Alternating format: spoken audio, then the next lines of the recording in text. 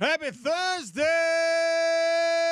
and welcome to the Sean O'Connell Show. Happy to be back on air with you. Gordy Chiesa is going to join us in half an hour for an hour. A lot of hoop to talk about. As James Peterson noted this morning, it was a big tank night for the Utah Jazz season. So we'll get into some of that.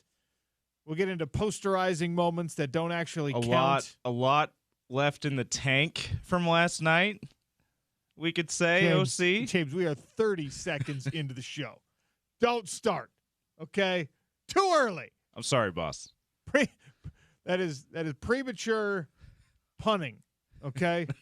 Careful with that one. Yeah, I do need to be careful. Big win for Utah men's basketball last night. I say that because a win for Utah men's basketball in the Big 12 Conference right now is a big win. Building a little momentum, question mark. Get into a little bit of that.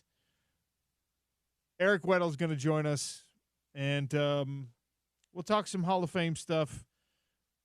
Urban Meyer has been elected to the National College Football Hall of Fame. Urban and Haloti both going in the 2025 class. So local connection in the sort of true local sense in Haloti, and then a local connection in the transient sense where Urban Meyer, he was not here for a long time, but he was here for a very good time.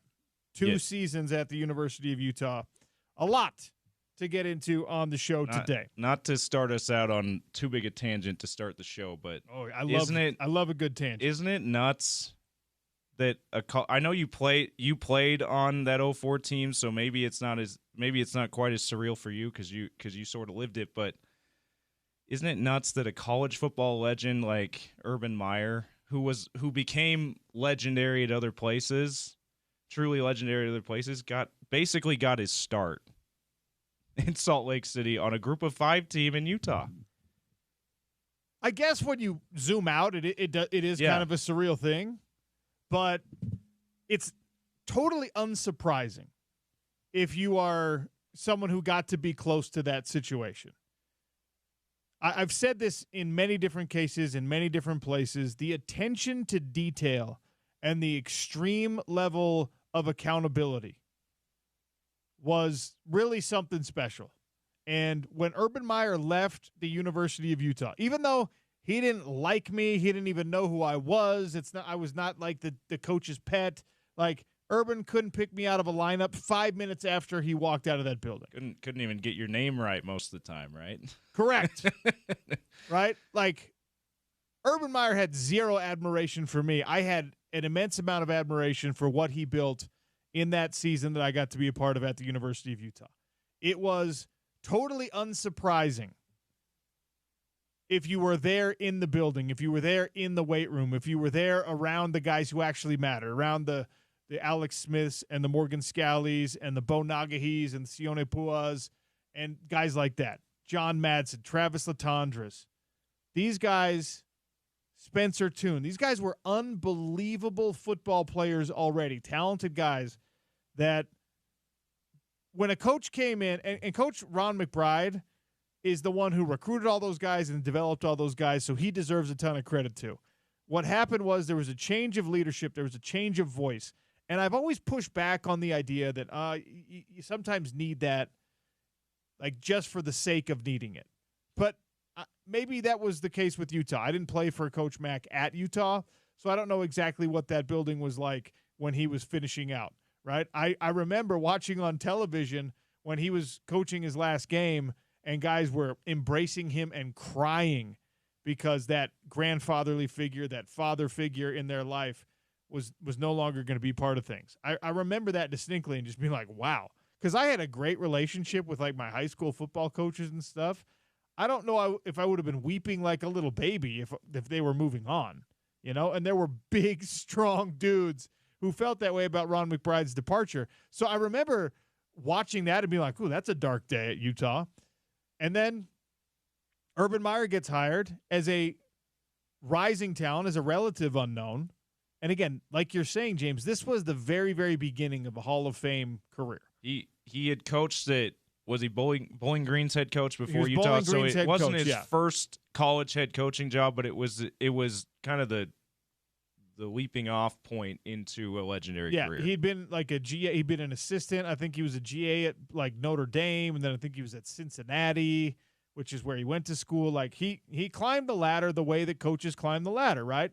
He got the small gig, then the bigger gig, then the bigger gig, then the head coaching gig at a small school in Bowling Green, and people were like, "Oh wow!" And credit to Dr. Chris Hill, who was like, "That's the dude right there. This is a rising talent. This is a star." And if you remember, Urban Meyer came in, and there's a certain audacity when you think about it in hindsight. This is not how I planned to start the show today, by the way. But no, like I said, I'm glad you took us off on this tangent. Like I said, big tangent to start, but it was that's what came to mind when I saw Utah's SIDs emailing about Urban Meyer going into College Football Hall of Fame, and it just made me go, yeah, that guy basically got his start at Utah. If you think about it, there was actually an unbelievable level of audacity on the Urban Meyer side of whatever that contract negotiation was at Utah. We didn't find out about it until 2 years later when he was the hottest coaching commodity in the land, and when Notre Dame wanted him to be their head coach. And he had written into his contract, after some success at Bowling Green, James, he had written into his contract that there were like a certain number of jobs that he could leave, he could go there, and there would be no buyout. There would be no penalty. Notre Dame was one of those jobs. I think Ohio State was one of those jobs. It was like that cluster of Midwest, Michigan probably. It was that cluster of Midwest superpower jobs. Grew up in Ohio. Yes. So, yeah, and he had the ties with the Notre Dame coaching staff. And back then, buyouts were a complete joke compared to what they are now. Whatever Florida ended up having to pay was a pittance, right? But think of it. Just rewind your mind and think of what that meant for, I think he was 36 years old, maybe 37 years old when he took the Utah job. And like you said, his previous job was Bowling Green. And that guy had such unfailing self-belief and commitment to his own greatness that he had Dr. Chris Hill put in the contract, I can leave penalty-free to take the Notre Dame job, to take the Ohio State job, to take the Michigan job, to whatever they were, right? Can you imagine sitting on the other side of the desk when that happened? Can you imagine Chris Hill being like, okay, like trying to keep a straight face? He was probably like, yeah, okay, fine, we'll do that because you're not going from Utah to Notre Dame. Where Utah was at as a football program then was like, okay, yeah, if you get a Notre Dame offer from here, congratulations. You won the lottery. Good luck to you. So I'm not going to put any roadblocks in front of that, right? I'm not Dr. Chris Hill. Maybe we can get him on the show soon to talk about this Hall of Fame hire that he made, because it really is impressive that he identified that talent. But you're not even 40 years old yet. You're a coach on the rise, and you're just like, hey, thank you for giving me this job offer. I'm excited to come coach at Utah. Just so you know, I want you to not put anything in my way if Notre Dame offers me the job. Sure enough. And your future boss is just like, yeah, okay, fine, kid. Like, that would be great for all of us if suddenly Notre Dame wanted you. And that is exactly how it played out. So there's a law of attraction discussion to be had here. There's a power of manifestation and speaking things into existence. You put it in writing, in a contract, that I'm so good at this job, the best jobs in college football are going to want me. Not in 5 years, not in 10 years, not in 20 years. During the life of this contract that I'm signing with you right now, University of Utah, those teams are going to want me potentially, so you can't stand in the way. And, of course, if you're Utah, you're like, fine, we're excited about your ability, and if that's what you end up being as a head coach, it's a win for us. And that's exactly how it played out. Huge amount of credit to Chris Hill for having that vision. And I remember being a nobody in that building, James. And when he left, when Urban Meyer left, and the way he conducted his departure, by the way, is how I think every single head coach in college football, when that carousel starts spinning and they take a new job, I think he did it the way that everybody should do it. He brought us into a team meeting. He said, listen, guys, I have been offered the Notre Dame job and the Florida job. And I remember sitting in the back, and I had read the newspaper articles, and I had read the headlines that had been generated by him doing these interviews. I remember being in the back of the room, because that's where the losers like me sat, all the way in the back of the team meeting room. And I remember being like, oh, the Notre Dame job, because, of course, I grew up a Notre Dame guy, right? I'm like, that Notre Dame job, he and I view the Notre Dame job the same. He views the Notre Dame job as a dream, and that's why we found out 2 years after he signed the initial contract that he had put that exit clause in there. I'm like, he's taking that job. That's his dream job. And he told us, he said, I'm going to Florida, and I hope you all understand that this is generational for my family. This is going to change everything for my family. I'm not going to have to worry about anything ever again. And he gave us like a compelling, even for young men who are not yet in that situation, most of us didn't have kids yet. There were older guys on the team who did. And he was like, look, man, I get to take care of my family forever with this deal. And I was like, why is he going to Florida instead of Notre Dame? Like, why would you not go to Notre Dame? That is the job. But he had identified the reality that Florida was closer to being ready to win a national championship. And Florida was a place where you could have an an untapped level of talent compared to what he was able to coach at the University of Utah. Again, this is a vision situation. That was a man who had a vision early. And probably part of that vision board for Urban Meyer is what we're seeing right now in 2025. Him being inducted into the College Football Hall of Fame. But watching him move from Utah to Florida and have success and win a national championship within 3 years was the least surprising thing to me. 877-353-0700, Dish Pro's text line. Apparently we have a call coming in. James is going to answer that. We'll take a call here really quick. Urban Meyer's success at Utah, if you were in the building, was completely unsurprising. His success when he moved on to Florida, completely unsurprising.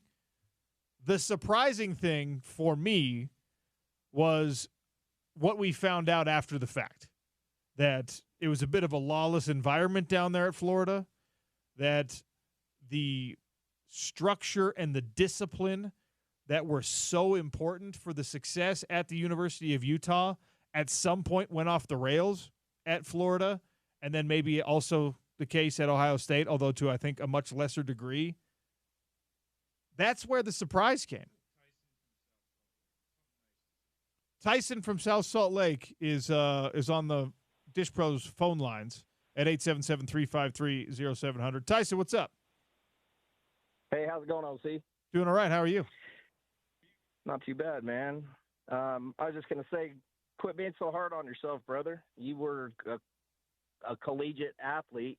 The rest of us couldn't even hardly break varsity in high school, so quit calling yourself a loser, bro. Oh, well, Tyson, that's nice of you to say. I say it tongue in cheek.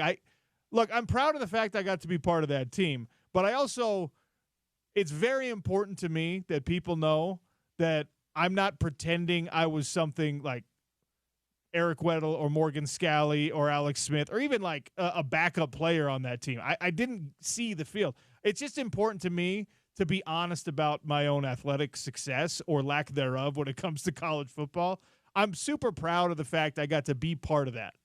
And when I shouldn't, you're right, I shouldn't use terms like loser.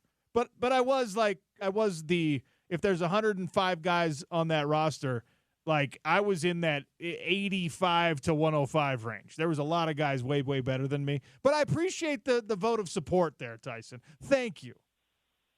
You bet, man. And, between that and the MMA, you're an elite athlete in my book. I'm a Florida fan, and I listen to the show because I think you guys do a hell of a good job, and always enjoy listening to you every day, man. So keep up the good work, brother. Thank you. Don't hang up yet, because if you're a Florida fan, give me the perspective of when your Gators hired a guy who had success at Utah and had been, coached the undefeated BCS Busters, But I'm not deluded enough to think that there were a lot of Florida folks who were like, yeah, the Utah guy is exactly who we want. What was the feeling when Urban Meyer was the dude that brought the Gators back to national prominence and national championship contention? I was pretty excited, honestly, because I had watched him here and saw him beat Alabama. And so I thought, this guy can do it at that level and step up some of the bigger money boosters and make it happen. And however the chips fell, he got Tebow there, and we got it done, man. That was a fun ride having him over there, and I sure enjoyed it. I hope to see us get back to that level again. So I enjoyed having him there, and you never know 100% if they're going to be great, but I had some faith in him, and he definitely didn't let me down.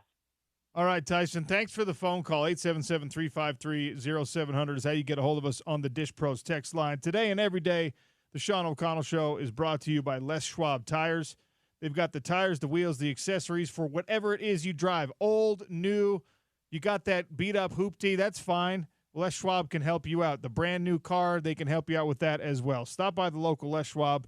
The professionals there will get the job done right the first time. But back to Urban Meyer's induction into the College Football Hall of Fame. When you see up close, or even not super close, but when you see the way that man conducted the program at the University of Utah, if you read about it, if you hear people talk about it, if you know what Utah football was under Urban Meyer, it also did something incredibly important in that Kyle Whittingham was able to take the things that were great about what Urban did and make them his own. Nobody is a success or a failure in a vacuum in team sports, right? Nobody is a legend because of their own genius or their own ability by itself. Michael Jordan's career owes at least some thanks to Scottie Pippen and vice versa. Kareem Abdul-Jabbar was part of a machine that made him the legend that he is. Eric Weddle was an unbelievable, overlooked talent that needed somebody like Kyle Whittingham and Urban Meyer to develop him into what he ended up being. No man is an island. And Kyle Whittingham, being in the building with Ron McBride, being raised by and working for and alongside Fred Whittingham, who's obviously a massive influence on his life, and, of course, having those 2 years retained as defensive coordinator for Urban Meyer to see, wow, this is really what Utah can be. This is what Utah can become.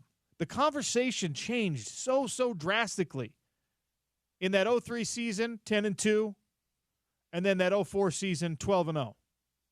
Undefeated. Everything changed for Utah football at that inflection point. The Fiesta Bowl, which, Tyson, thanks for the call. The Fiesta Bowl was Pitt. The Sugar Bowl, of course, under Kyle Whittingham was when this team beat Alabama. But the Sugar Bowl probably doesn't happen without the Fiesta Bowl.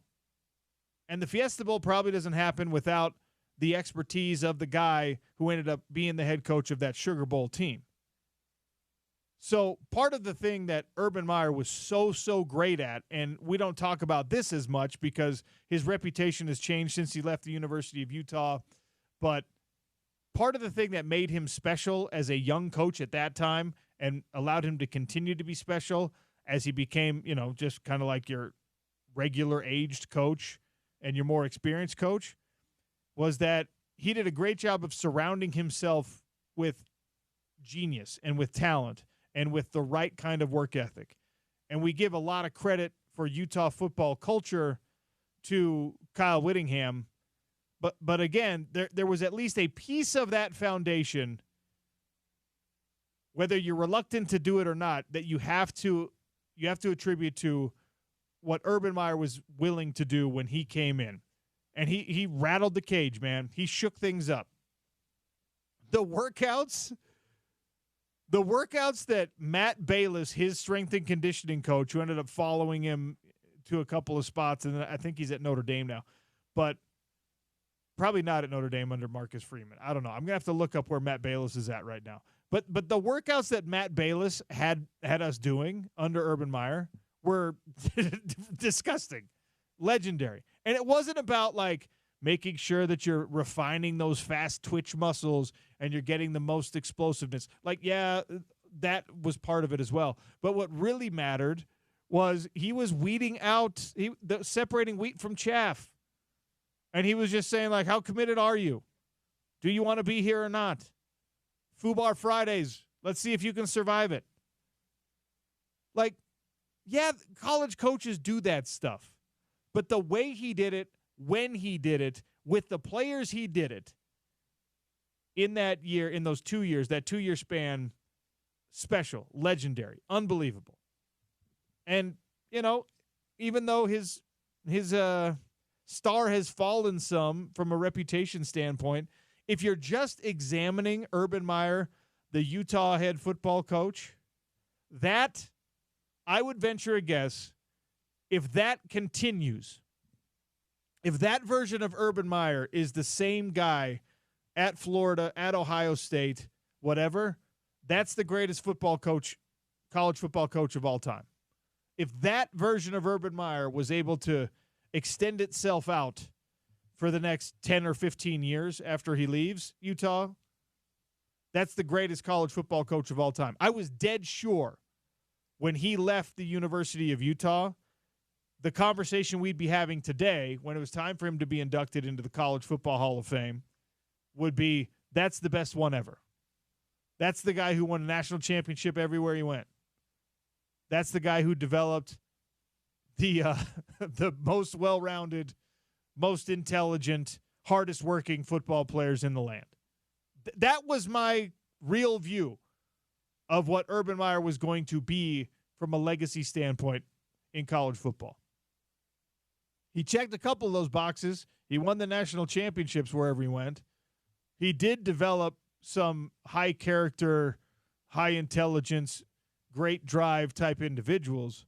He also had some players that were not that. He also coached some players who were problems. And those guys didn't make it in the Utah program. They did further down the line. And maybe, you know, there's that deal with the devil that we all make at some point, I guess, where you got to compromise some of your values, some of your ethics in order to achieve a level of success professionally or maybe personally, to get the thing that you want financially. You maybe do a thing that you're not super proud of in order to get that fancy house, whatever it is. I'm not casting aspersions or casting judgment.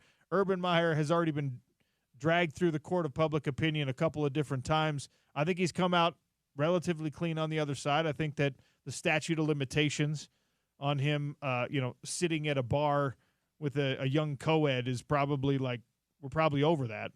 But I was surprised to see that there was compromises made by a man who was so unflinching and uncompromising when he was my head coach for that very brief time, when he didn't even know my name. That version of Urban Meyer, I'm telling you, James, I will die on this hill. And you know I like to die on a lot of different hills. If that Urban Meyer stays in college football, that version of Urban Meyer, that unflinching, uncompromising, my way or the highway type Urban Meyer, is who survives Florida and Ohio State, we're talking about him as the greatest coach in the history of college football. He's still on a list somewhere, like a top 10 list. Yeah, he's probably close to top 5 still. But not the greatest. Yeah. I really he's not believe Nick Saban. And I remember even reading the stories about Tebow and how he and Tebow, because I was like, whoa. Again, my view of Urban Meyer was that like he was a dictator, but not one you hated.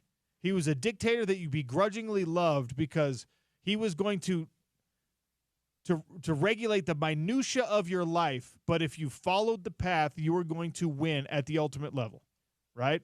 And I was like, okay, wow, these workouts at 5:45 in the morning, they suck. Bear crawls in the snow suck. I do not want to be doing this, but I'm going to make this sacrifice because I believe that the end result is what we got that year, undefeated, right? So that was my view, and I'm only speaking from personal experience. This is my view of that. And I remember reading, again, when he went to Florida, about this kid, Tim Tebow, who was like, hey, by the way, I'm not showing up to the summer workout program because my family is going to the Philippines to do missionary work.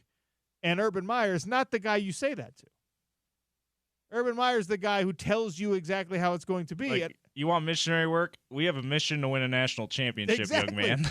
Like, I remember reading that and just be like, okay, this Tim Tebow guy is an alien. If Urban Meyer is like, fine, you can do what you got. Like, that's and you know what?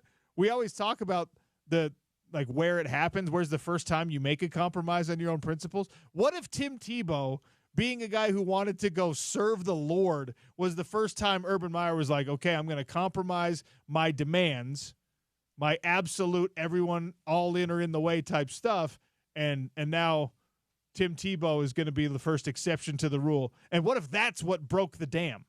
What if the positive exception to the rule ended up allowing for all the negative exceptions to the rule? What if? No one's brought up that before, have they, James? That's one of the greatest what ifs in the history of college football right there that no one's brought up. You heard it here first on the Sean O'Connell Show. Well, James, thank you for giving me a first segment of the show today. Yeah. I didn't like Urban Meyer.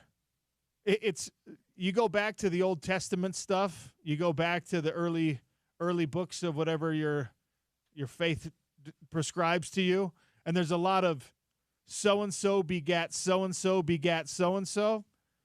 Ron McBride begat Urban Meyer begat Kyle Whittingham, presumably begat Morgan Scalley, and we owe a lot of I owe my entire professional life basically to that stuff. So congratulations to Urban Meyer for making it into the College Football Hall of Fame, which is the least surprising outcome of my predictive life.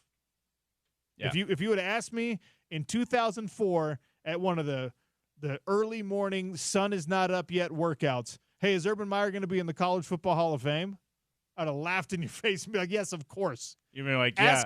Ask me a better question. Ask me, is he going to be regarded as the number one coach of all time? Is he going to be talked about with Joe Paterno? Again, pre-Joe Paterno scandal. Talk about complicated legacies. Is he going to be talked about with Bowden? Again, like before the shaky years, right? Is he going to be talked about among these guys? And I would have been like, yes, you idiot. Of course he is. Anyway. Yeah. You also would have been like, I hate this a-hole because of these workouts he's putting us through. But yeah, I do believe that. There is no greater love-hate relationship than that of like a player and a coach. Because the coach asks unreasonable things of you. Just always trying to get you to stretch beyond your limits. But the reason they ask those unreasonable things of you is because they want unreasonable results. They want success every day, every night. They want success. And that's not just football coaches. That's every coach in every sport, right? And the people who are willing to do the unreasonable thing, it's weird, James. There's this pattern that emerges. If you're willing to make the unreasonable sacrifice at the highest level, those are the guys who seem to end up being like the all-time greats and the gals who end up being the all-time greats. And so there's like a formula that doesn't seem to be all that secret, but there's only like a dozen people who are willing to follow it. All right. Done with my ranting. Thanks for the aside. Thanks for the detour. I appreciate that, James. We're going to talk a little hoop with Gordy Chiesa, who's joining us in studio next. That's right. We got Gordy for an hour. It's the Sean O'Connell Show on ESPN 700, 92.1 FM.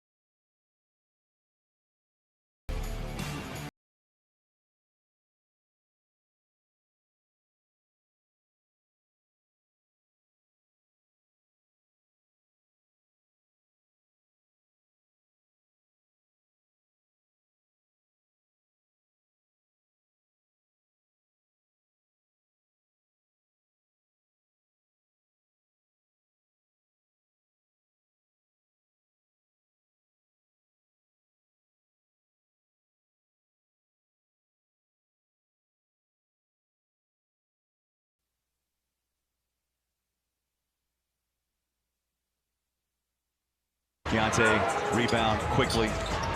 Fine, sends the ball. Euro step inside. Tough shot and down. Man, that dude is just Bryce, baby. That's the first time I've heard that. Bryce, baby. Bryce sends the ball with the and one. And a loss to the Charlotte Hornets last night. He had 19 points, 4 rebounds, 4 assists. That sound courtesy of Smith Entertainment Group. Craig Bolerjack, recent guest here on the Sean O'Connell Show, on the call. Thurl Bailey, of course, as well. Welcome back to the Sean O'Connell Show. Welcome in Gordy Chiesa, our resident NBA guru, once again graces us with his presence here in studio. Gordy, how are you? Sean, I am doing fine. Thank you. So you probably just heard me ranting about the whole Urban Meyer. He's going into the Hall of Fame. Your experience as a player is always your own experience, and he is a great coach, being rewarded for being a great coach by being inducted into the College Football Hall of Fame. I think it's well deserved. I was talking about that love-hate relationship, and I saw you nodding your head. The greatest love-hate relationship that you had with a player, or maybe that a player had with you. Greg Foster. Yeah? Yeah, Greg Foster, former jazz man, 6'11" guy that had skills. I used to say to him often, despite yourself, you could be good. And he laughed at that. And I meant it because I meant it heartfelt. And that's, you mentioned before about Urban Meyer. As an elite coach, what you want to attempt to do is that you're absolutely demanding without being demeaning. And that's when you're really a tremendous coach, especially in the NFL or in high Division I college football, basketball, and definitely in the NBA. Your ex-and people will say in the NFL and the NBA that are highly incredible athletes that are unbelievable millionaires, you're asking them to do things that they really sometimes don't want to do. So it's that unbelievable, your voice is choice, how you demand things of them without being demeaning. I always talk about the coaches. Keep it specifically of what you want that guy to do. What do you want him to do versus don't ramble on into other things where it gets weird and the player becomes highly defensive. So demanding without being demeaning. I like that. It's not a model that a lot of college coaches used to follow, right? I mean, it was more that drill sergeant dictator mentality for a lot of coaches. My way or the highway. Right. Yeah. And look, it worked. I don't know if it still does. I'm not in that college environment anymore, but now these guys are making money. Now these guys have options. Back in the day, the environment was different. At the Little League, high school, college, pro level, I'm sure it changes all the way. When, though, a guy needs to be coached hard in the pros, what does that look like? Because when a guy needs to be coached hard, like at Weber State University in 2006, they'd just be like, put a tire over your head and go run until you have a little discipline in your life.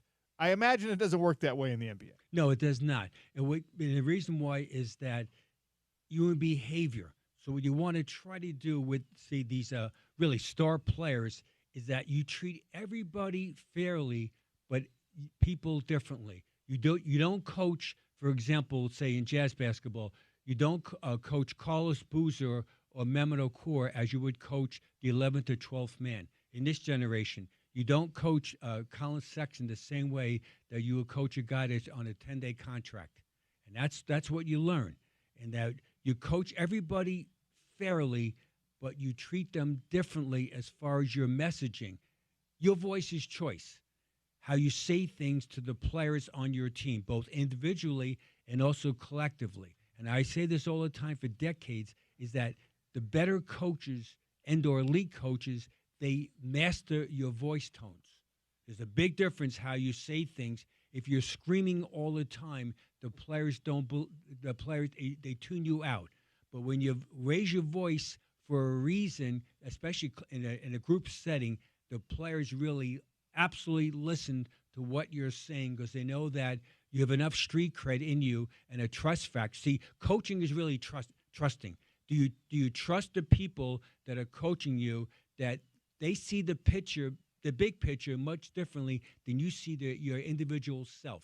Most players look at it through their own vision, their own eyes. Coaching, especially winning in the playoffs, it's absolutely the big picture, the prism of it. It's really interesting to apply that, I think, right now to the Utah Jazz. But you have another point. No, the point after this is that, Sean, this is 2025. Yeah. Social platform, the media, it's changed everything. And that's when, if you don't adjust as a coach, you're a dinosaur. You're a dinosaur. You mentioned about Urban Meyer, he would have been a dinosaur. Yeah. Despite knowing the game inside out. I mean, at the highest level, most coaches in the NBA, NFL, they know basketball. They can teach the game. But it's your relationships that you develop along the way, and your poise under fire, how you say things to that player individually. Most times, usually speaking, when you're going to be positive, you raise your voice and you use different adjectives. Hey, what a way to go! Unbelievable, incredible. You really got it going right now. When it's going to be negative, you be more specific, less descriptive, and say, this is how I think you can improve, and what is the problem right now of why you can't do a certain thing. Be less descriptive. When it's positive, more descriptive. Very interesting. So that trust thing that you're talking about, that trust factor, and look, we're talking coaching. Coaching matters in every sport. Obviously, it applies with the situation at Utah basketball right now, with the situation at Utah football right now, what's going on at BYU, certainly with the Utah Hockey Club and the Utah Jazz. That trust factor that you're talking about. And I like the way you said it's, every player, and I agree with you wholeheartedly, every player, we all live in our own little world. That's true of all people, right? You live in your own little world. And some people, they have jobs in leadership specifically where you are supposed to know more than the folks underneath you. You're supposed to have the grander vision. As parents, we're supposed to have this grander vision of what's good for our kids, and they want to eat the candy for dinner, and we've got to give them something better. When you're in a situation like the Utah Jazz are in right now, Gordy, where, look, you're just going to have to kind of eat this rough year. As a coach, you're going to have to. As a GM, you're going to have to. Ownership, players, everyone knows that they've got to just deal with this rough year. How do you develop that trust between player and coach when he's trying to help you develop, but maybe not necessarily directly help you win like at that playoff level? Well, it's absolutely consistent messaging. So what you want to do is be consistent in your words. Yeah, you might adapt it once or twice, but just generally speaking, the messaging is that this is basically a year where we call it a gap year, and that we're going to focus more on developing the younger players. And if we win some games, that is tremendous. And if we lose some games, it's we don't like that. However, in the big picture of things, this is what we're going to attempt to do. Now, the question that gets very interesting is that who's going to stay during this process? So I always talk about there's basically 8 guys right now in Jazz basketball that as they go forward are going to be here. Out of those 8 guys, there'll be probably only 5 or 6. So not in any order, just generally speaking, Keontae George, Isaiah Collier, Cody Williams, Taylor Hendricks, Johnny Juzang, Bryce Sensabaugh, Kyle Filipowski, and Walker Kessler. Those are the 8 guys that the Jazz are focusing in on. And so now, and 8.5 guy could be a guy named Elijah Harkless, who's played well for them. This guy was in the G League. He's a classic example, Sean, of the beauty of the G League. I'm absolutely a component of that, of the, quote, the minor league system, is that, so Harkless is this guy from UNLV that's undrafted. Oh, by the way, he can play defense. So as the Jazz go forward, is that they've got to get some more defensive playmakers, just like in the NFL. And so Harkless could be a guy that could surprise somebody and cause havoc defensively. So those are the 8. I call them 8.5 guys. Probably 5 or 6 will be here within the next 2.5 years. Who will they be? Let's find out. Okay, so not to deviate too far, the G League, you're a G League proponent. You love the G League. Sean, a long time ago, back in 2010 and 2012, the NBA had hired me to be the coaching mentor to the league. So I went around and worked with all the coaches who, a lot of them at that time were former NBA players the first entry level of coaching. I work with them as a coach about drills, how to talk to the players. You were coaching coaches. Absolutely, for love 2 it. years, and so I did that. So I saw up close and personal how it's vastly underrated. Sean, this year's opening roster in the NBA, the 24-25 season back in late October, 51% of the players on an open day roster played in the G League. 51%. 51%. Gordy, Now, I would have had no idea the number looked even close to that. I would have said 10. 51%. And that's either by being called up, injury factor being sent down as far as rehab is done, which is great. Sean, in baseball, Major League Baseball does is it all the yeah. time. A guy has a sore arm. He missed 3 weeks with a sore arm, a shoulder injury. He pitches usually to AA, sometimes AAA, where he gets 1 or 2 starts on the mound to what? Get himself used to what? Pitching. And obviously the trainers are there, so the major league trainers are going to be there watching him perform. And so that's the same thing in the NBA. You have a severe ankle injury, and because remember, Sean, you can never replicate in practice, especially now. Most NBA teams, because the way the rules are, you still practice, but it's not the hitting. It's not the jumping. It's not the twisting. It's not the bodying. So you go to the G League and play 1 or 2 games under competition, and it's positive. Okay, so the G League as a product, from a fan standpoint, sometimes you're just like, oh, can't watch it, don't want to watch it. People, they don't have a ton of G League franchises that are selling a lot of tickets. Let's say, hypothetical here, you can't sell a dang ticket. You can't get a broadcast deal. The G League just exists as this farm system for the NBA. Do teams keep it around? Is it worth that investment for the NBA to have the G League, even if it makes exactly zero money, even if you're sinking money into it?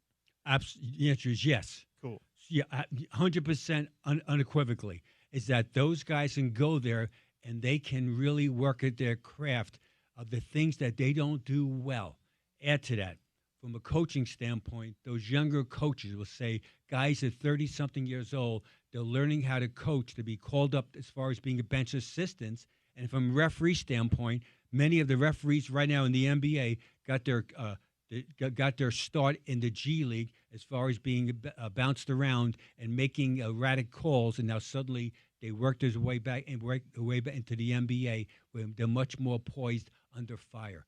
So it's an absolutely tremendous training ground for players, coaches, management, trainers, etc. There's nothing like it. I'm absolutely a component of it. I'm so happy here that they play Salt Lake City Stars play here at the Maverick Center. This is something the NFL is missing, by the way. Absolutely. That you don't have a real developmental league in these spring leagues, the AFL, the UFL, the XFL, NFL Europe. Yeah, right. They've never really, there hasn't been traction. And I think, and you could probably correct me if I'm wrong, you probably know more about this, I think that what would make it work would just be the NFL spending the money on it. The NFL itself saying, you know what, this works for Major League Baseball and this works for the NBA.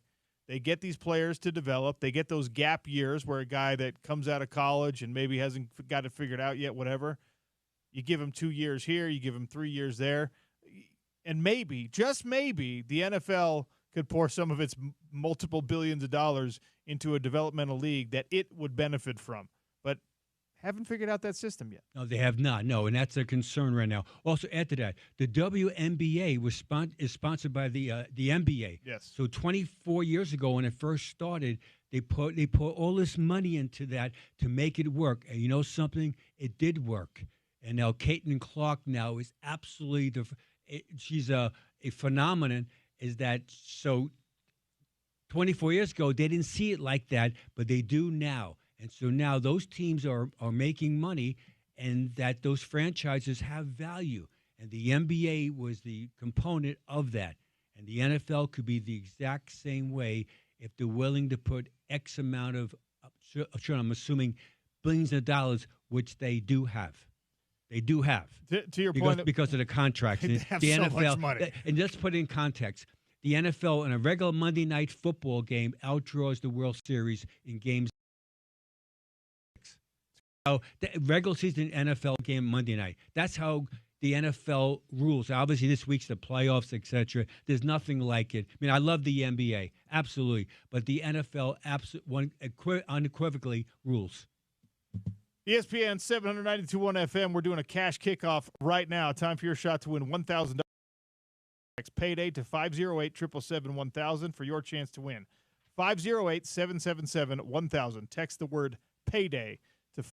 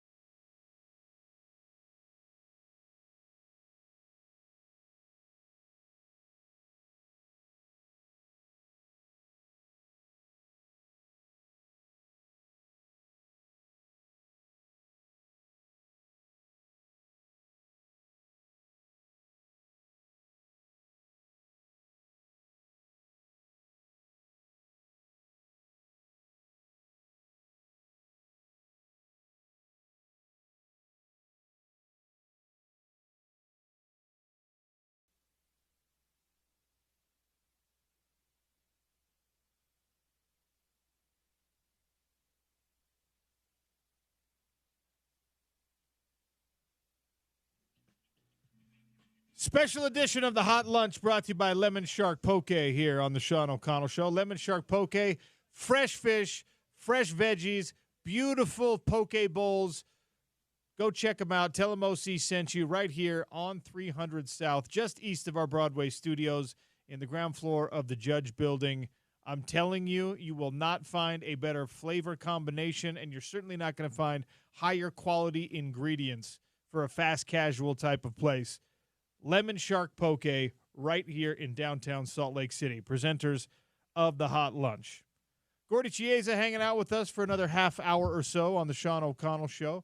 Eric Weddle will join us after that at 12:30. So we're going back-to-back with our guests here. We were talking during the break, Gordy, about the Jazz's next opponent, about New Orleans.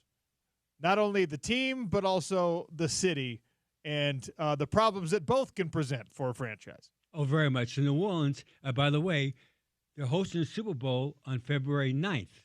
So we all love going to New Orleans for because of the food and also because of the heritage. It's really a kind of neat place. The Jazz are going to be down there. They play tomorrow night against the New Orleans Pelicans, and then they don't play again until Monday night. So the Jazz entourage will be in New Orleans for basically 4 nights, which we know could be interesting. I keep thinking of the people I've coached over the years and different teams, and also just in general, how younger people, how they enjoy the city, which I understand. I'm all for, hey, Sean O'Connell and I, we like fun. We're all about having fun. We're pro-fun. We're pro-fun, We're right. anti-shenanigans. Yeah, but the thing right now, you're down there for a purpose. So the Jazz play the Pelicans. The Jazz are 10-29, and the Pelicans are 10-32. If the Jazz were picking today in the draft and their lottery guards didn't help them out, they'd be picking number 5. So this is actually an important game, how you view the world. Do you want to win, or if you don't win, does it bother you totally? So we'll find out how it plays out. Now the Pelicans, they might cooperate or might not cooperate. They're banged up. Brandon Ingram is an all-star player, hasn't played since December 7th. So he's missed 24 games this year. And part of the reason why the Pelicans are struggling, he has a severe left ankle sprain. However, my instincts tell me that he might be traded also by the deadline, which is February 6th. His contract's up. Zion Williamson, who didn't play, last night the Pelicans beat the Mavs at home, 119-116. They rested Zion Williamson. Now, Zion has only played this year 9 games.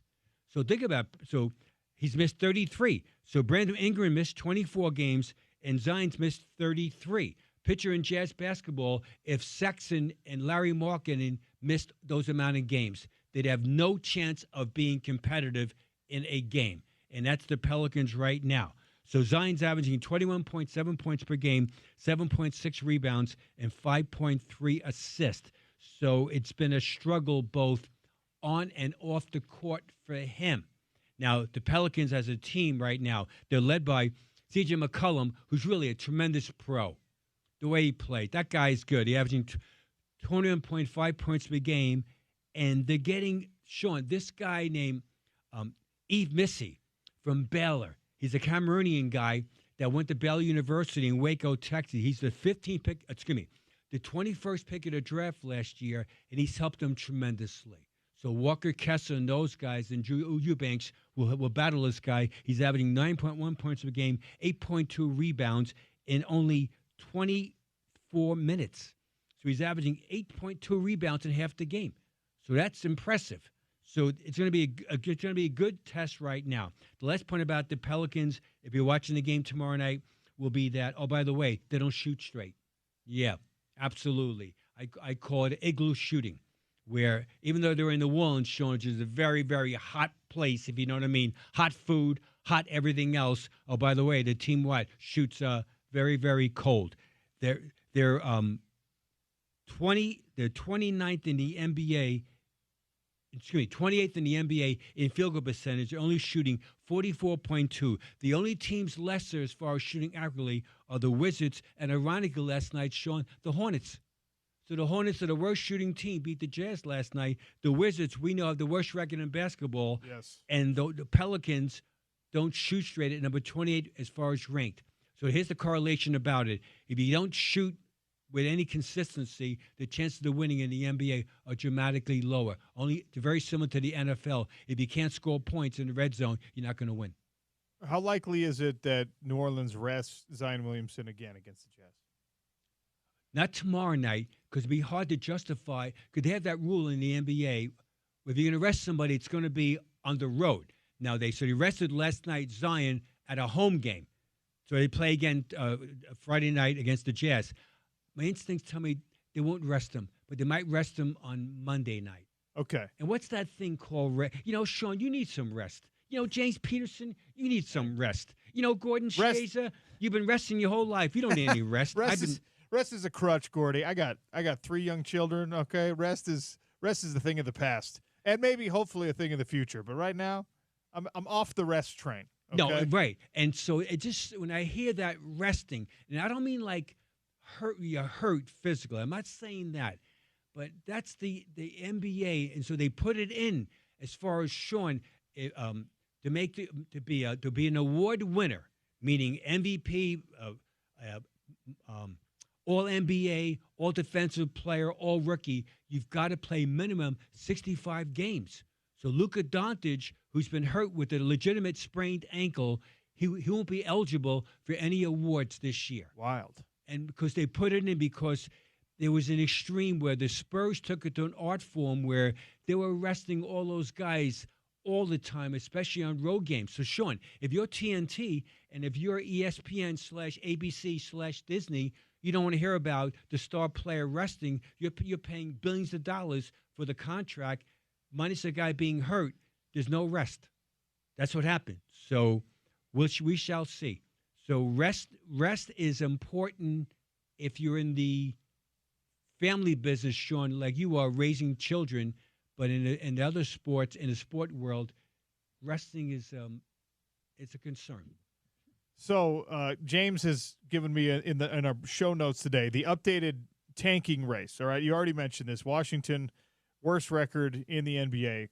They're 6-32 at this point. And then 2 through 5, where the Jazz sit, it's a bit of a log jam. You've got New Orleans with 10 wins, Toronto with 10 wins, Utah with 10 wins. So these are 2 10-win teams squaring off tomorrow night. These are 2 teams that are hoping for high draft picks. They're hoping to be early in that lottery process. And yet they've got to face off against one another. And, look, I know that this question gets tedious, but it's the right way to manage a game like this one where that's a franchise that's on your level. That's a winnable game. That's a team with young players. Show what you are. Test yourself against the people that are on your level. But also, beating them hurts you twice in the draft lottery. So how do you do it? The answer is the players don't want to hear that. The players who are in that game are going to perform as well as they possibly can. So again, how do you view it? Are you ownership? Are you management? Are you the coaching staff? Are you the players? And last but certainly very important, are you the fans? And so my question would be, as always, is how do you view it? So if I was counseling those guys, I would play the younger guys certainly more minutes, but I would say to them, play to win. And if we do win, great. If we don't win and we keep developing our guys, that's just as important also. Again, everyone's trying to position themselves, those bottom 5 teams. Sean, we left out one thing about these teams. When you know you really are undermanned and or playing too many young guys, the Toronto Raptors are 1-18 on the road this year. Oh, Sean, and the Wizards are 1-15 on the road. And in Jazz basketball, and I say this very, very sadly, in Jazz basketball, they're 3-15 at home.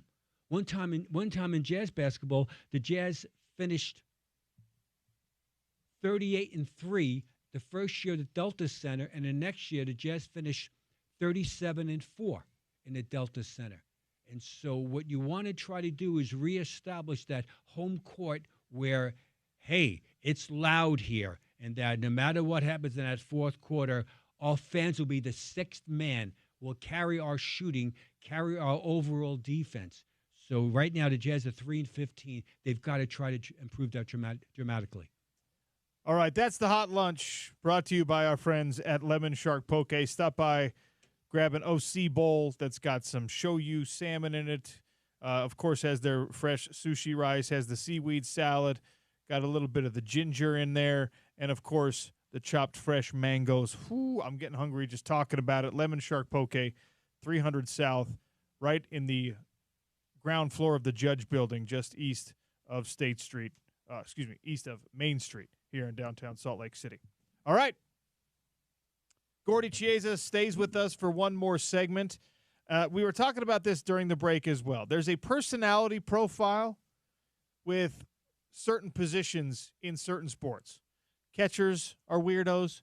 Pitchers, they have a strange sort of alpha mentality. Goalies in hockey, you can't talk to them. They're all weirdos, right? And, of course, the football ones are classic as well. But what about in basketball? The personality profile of each position in a basketball world. Gordy Chiesa helps us out with that in 3 minutes on the Sean O'Connell Show. ESPN 700, 92.1 FM, proud part of Utah's ESPN radio network.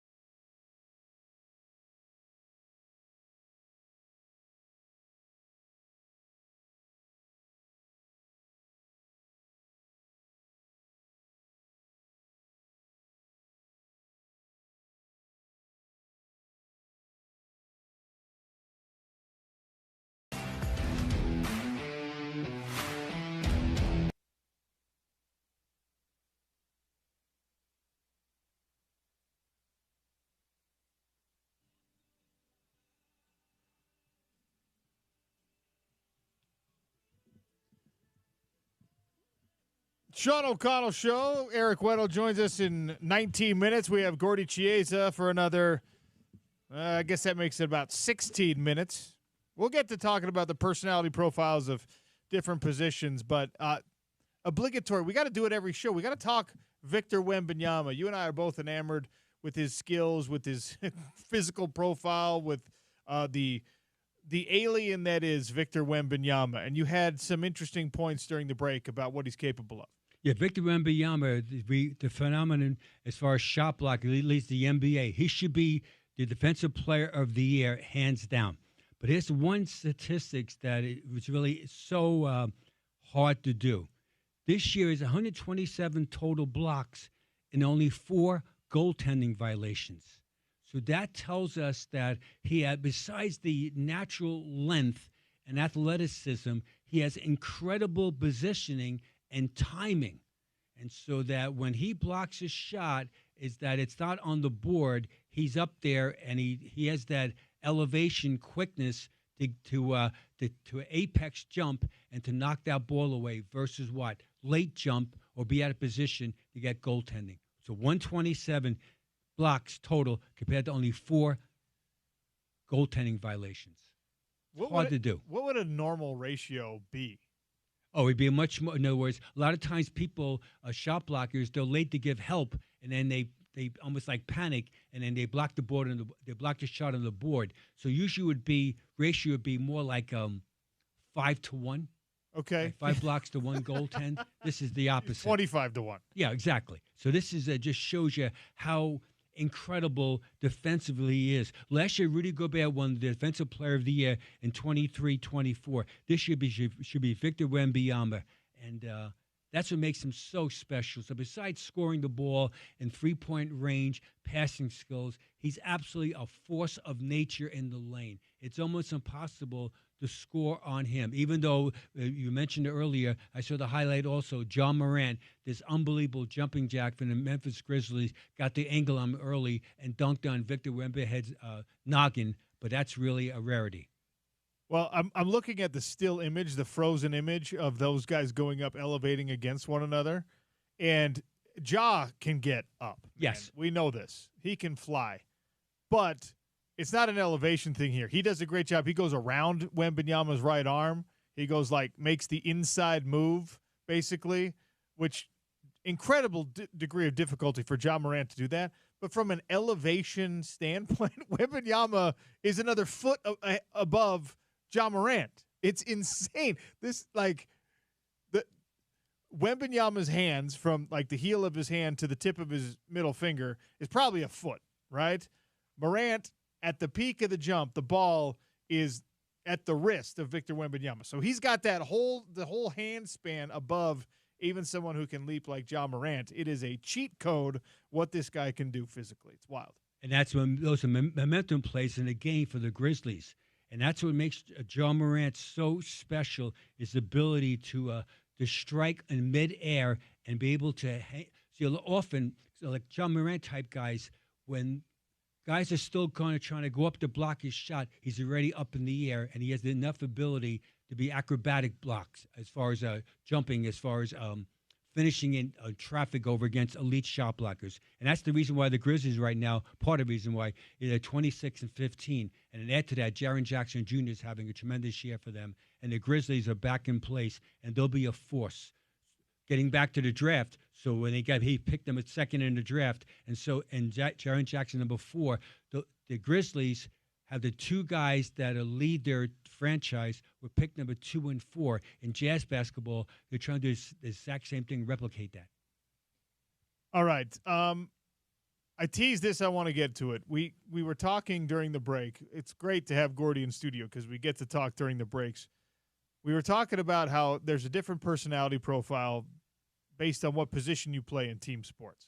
And yes, there's deviation from it, but we can generalize in a lot of ways. Like a wide receiver is going to be a little bit more of a diva. A linebacker is what people think of when they think of football players, right? Offensive linemen are usually a little bit more cerebral, that kind of a thing. How do those stereotypes apply in basketball, position by position? Very common. So point guard, generally speaking, he's more cerebral, and he's a people magnet. that he helps people just get better during the game, in the locker room, on the team playing. So cerebral plus people like being around him. He's a connector. Okay. The better point guards are connectors of people. Two guards, they're alpha dogs. That, hey, I am the best player on my team, maybe the best player in the league, and definitely I might be the best player on the planet. And that's how they think. It's about them, confidence. And every one of them thinks it. Oh, absolutely, yeah. They think that way because of their skill set of catch and fire or drive and dunk over your noggin in the lane. Small forwards, usually speaking, they like the style because they're like greyhounds. They run down that floor. They're very bouncy, and they like to go showcase their legs. So as two guards showcase their skills, small forwards, generally speaking, showcased, besides their shooting skill, which is part of it, their legs are a huge component of their athleticism. Look, so you've seen a lot of times guys where small forwards are in transition, they dunk over it and look at their legs, how hard they jumped when they land on the ground. Look at my legs, how I just jumped, how they want it. Now, power forwards, they're usually speaking, they're very beastly. Yes. Like old school power forwards, they love to put their body on people, both in offense and defense. So I call them the beast factor. So the better ones are beastly. And usually, also speaking, is that if they're a stretch four, that they like to shoot threes because to illustrate how much talent they have.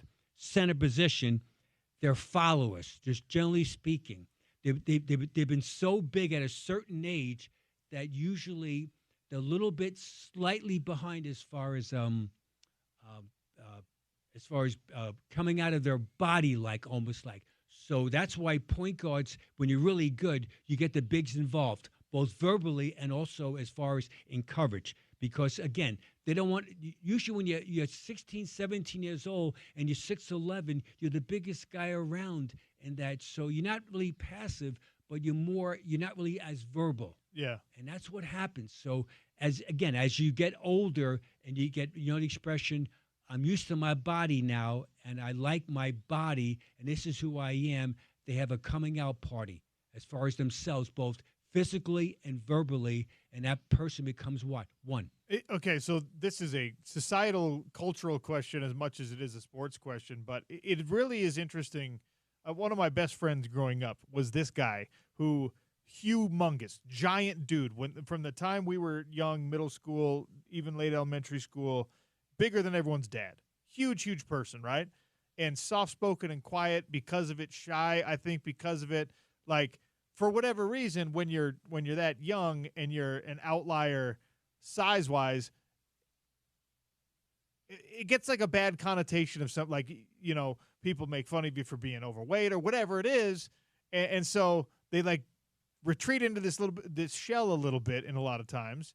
And then, at least for men especially, you get into the sports world in high school and things like that, and all of a sudden that size is this huge asset, and you're almost like given permission to now come out of that shell, be yourself a little bit more. So when I say it's a societal question, we're getting a lot of these guys now, international stars. Guys, like, I don't know what it's like if you grow up in Cameroon and you're a foot taller than all the kids in your class, if there's that same sort of like shyness. Same thing with France. You got Rudy Gobert, you got Victor Wembanyama, you got all these guys, this influx of talent from France. That personality, it totally makes sense what you're saying with centers. Is it an international phenomenon? Do we know? Yes, it is, very much. Yeah, absolutely. It's the same thing as far as the different countries. So you mentioned about Rudy and about Victor Wembanyama, and you mentioned about a Cameroonian player, that'd be Yves Missy from the Pelicans right now. But now the one component, though, that we left out purposely, social media. Sure. So now social media has changed that because no one knows how tall you are, how old you are, how big you are on social media. All you know is what you typed out. Fair. Yeah, see, and so it's changed tremendously than when you were growing up, and it's even like the last, say, 5 years. And it's interesting. That's why it's so important to understand about how players think. Because of social platforms and TikTok and all the other things that are going on is that as a coach, as a parent, as a mentor, you've got to understand. It's not how much you know as a coach; it's irrelevant. It's how much you can communicate to the people you're talking to, and that's what makes the coaching so interesting. And the better ones, Sean, they get it. They're communicators. You mentioned earlier, an hour ago, in case you were listening, you missed us earlier, that we talked about coaching with Urban Meyer, and just generalization as far as the great coaches are really demanding without being demeaning. All right, before we cut you loose, your list today. What happened, Sean, about this list was that we got a backdrop. The other day, Sean, out on the show, we talked about the players from Duke University that are in the NBA as we speak right now, with the Cooper flag joining that group very, very shortly. But suddenly I got these texts from people, what about Kentucky? You're right. This list right now is the former University of Kentucky players that are currently in the NBA as of this morning. It's the record number as far as people. There's 30 players from Kentucky University that are in the NBA. The common thread is the head coach, John Calipari. So here we go, quickly. Okay. From the Kings, De'Aaron Fox, Malik Monk, and Trey Lyles. From the Heat, Tyler Hero and Bam Adebayo. From the 76ers, Tyrese Maxey and Justin Edwards. From the Timberwolves, Julius Randle and Rob Dillingham. From the Jazz, Johnny Juzang and Oscar Tshiebwe. From the Pelicans, the Jazz opponent tomorrow night, Antonio Reeves and B.J. Boston. From the Lakers, Antonio Davis and Jarrett Vanderbilt. From the Thunder, and this guy's a good one, Shai Gilgeous-Alexander and Cason Wallace. From the Suns, they made a trade yesterday for Nick Richards from the Charlotte Hornets. So now you have 3 players, Devin Booker, Ty Washington, and Nick Richards. For the Knickerbockers, Karl Anthony Towns and Jacob Toppin. From the Rockets, Reed Shepard, who last year was the 3rd pick of the draft. From the Mavericks, P.J. Washington. From the Trailblazers, Shaedon Sharpe. From the Bucks, Chris Livingston.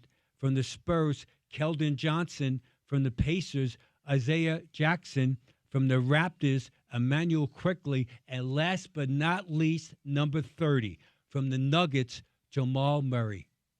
So Unreal. 30 guys. So the other day, Sean and I were talking about this quickly, about it'd be equivalent of Alabama football having the same amount of guys, but the Kentucky Wildcats basketball team has more. Let's not forget also, by the way, former BYU head coach Mark Pope is now the leader of the Kentucky Wildcats. Yeah, we compared it.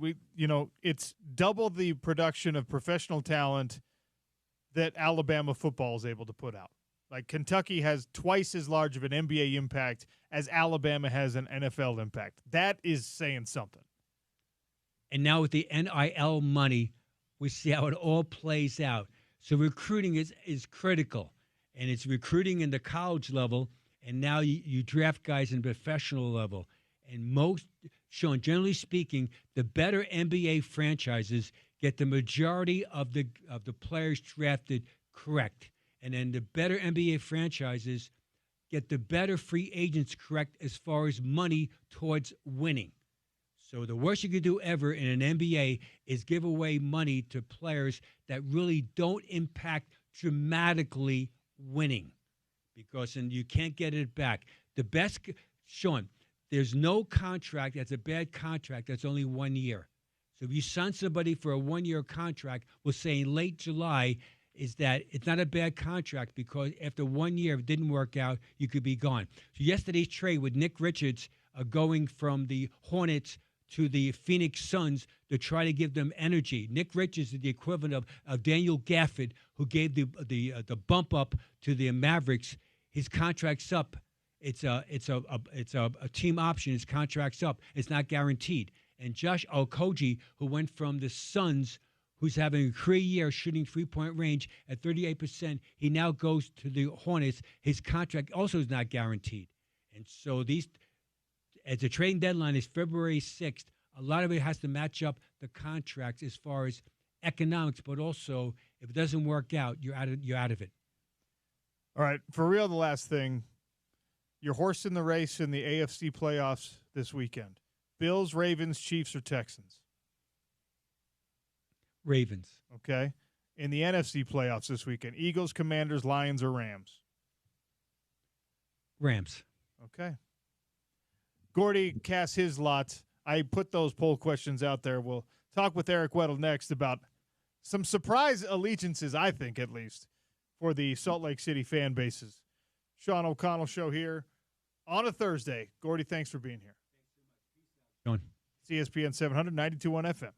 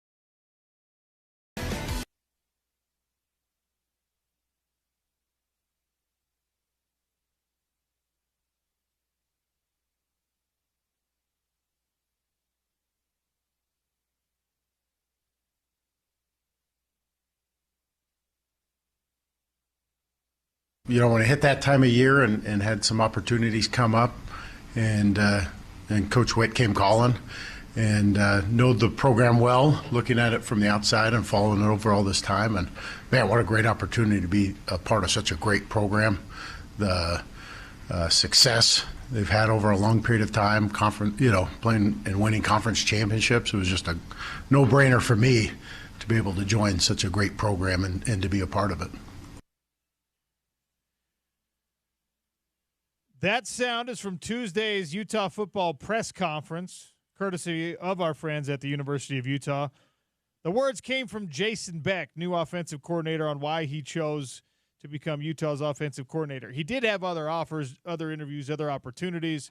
He said it was a no-brainer. Obviously, he has previous experience here in the state, having attended and played at BYU, and, of course, he knows this program. And it is one of the most fascinating relationships in a rivalry where you're 40 miles apart, and there's so much cross-pollination on the two coaching staffs. And, of course, that is even more prevalent now with the Utah offensive overhaul, because you have Micah Simon, you have Mark Ottawaya, you have Jason Beck.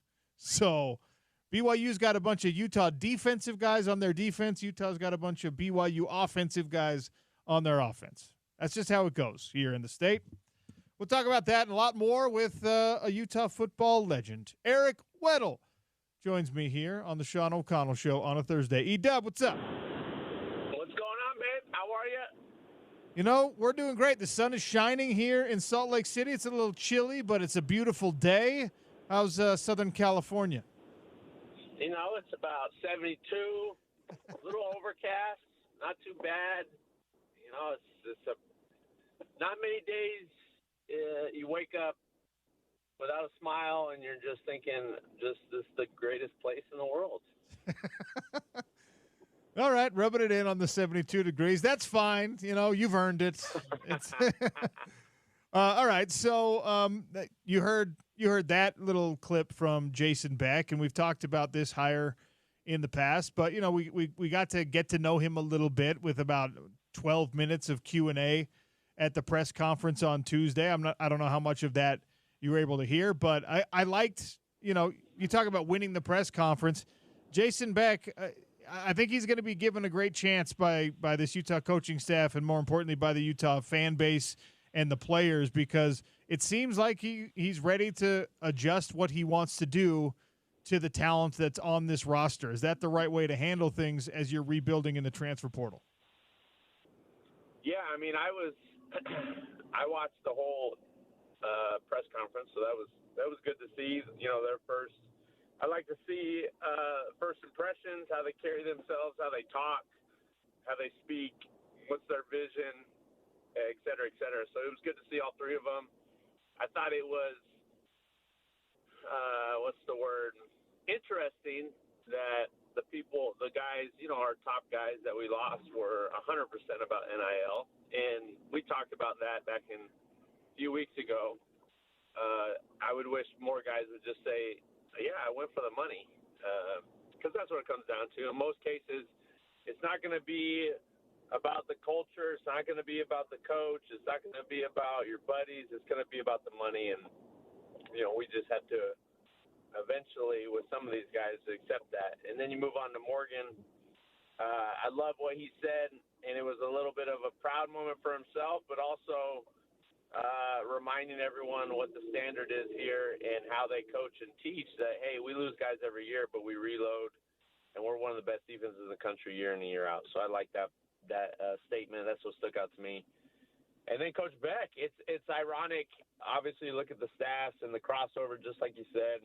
At the end of the day, you really don't care who they are, what they do, or where they came from, as long as they're a great coach, a great man, and a great teacher, and someone that could build up these kids to be great men. And I think that of all these guys, and it doesn't really matter where they went and played, can they get the job done, and can they develop?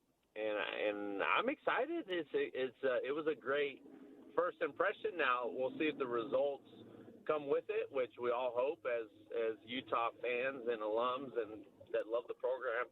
But it's exciting. It's exciting to see a change of the guard and a new vision and I'll be out there in spring ball, so it'll be exciting. I just want to note something that every time we have Eric Weddle on and we talk about development and we talk about coaching and the influence that coaches have on players, whether it's him for his players at Rancho Bernardo or these college coaches taking new jobs or whatever.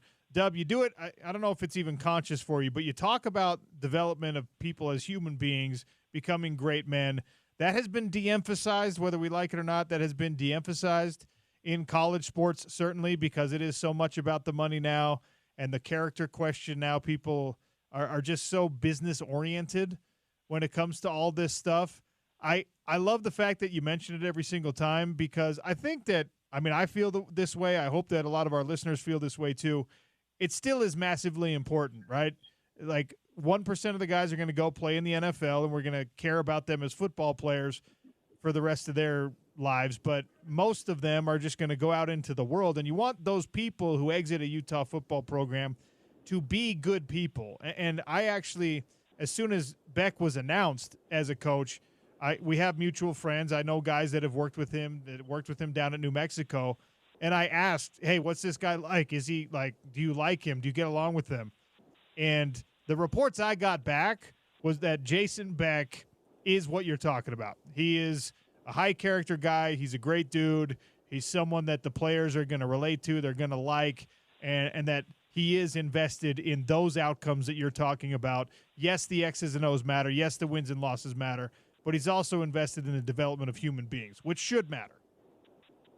Oh, you're 100% right, and I think we get enamored with on-field success, and rightfully so. This is a result-based business, but as an athletic director, or president, or fans, intimate within the program, I hope that you can be proud of who you're representing and who is representing yourself. As you know, as a player in the NFL for so long, I tried to represent myself. Obviously, I had a standard, but the fans that supported me, I wanted them to be proud of me on and off the field. If they ever saw me in the community, would I stop and take a picture with them? Would I talk to them? Would I spend a minute or two to lighten up their day? And I think that's important. And you are no doubtably right when you say it's getting lost in the business side of the game. It's turning into what it is, which is fine, but we can't lose who we are as a program, as a culture, and as a standard of what we want to represent. And I think over time, we may not get the best kids, and that's okay, honestly. I really believe that you get the right kids that will be proud to be a part of the community and be a part of the university and work and grind and compete. And then you incentivize being a part of the program. You stay in the program for years. You get this, and this.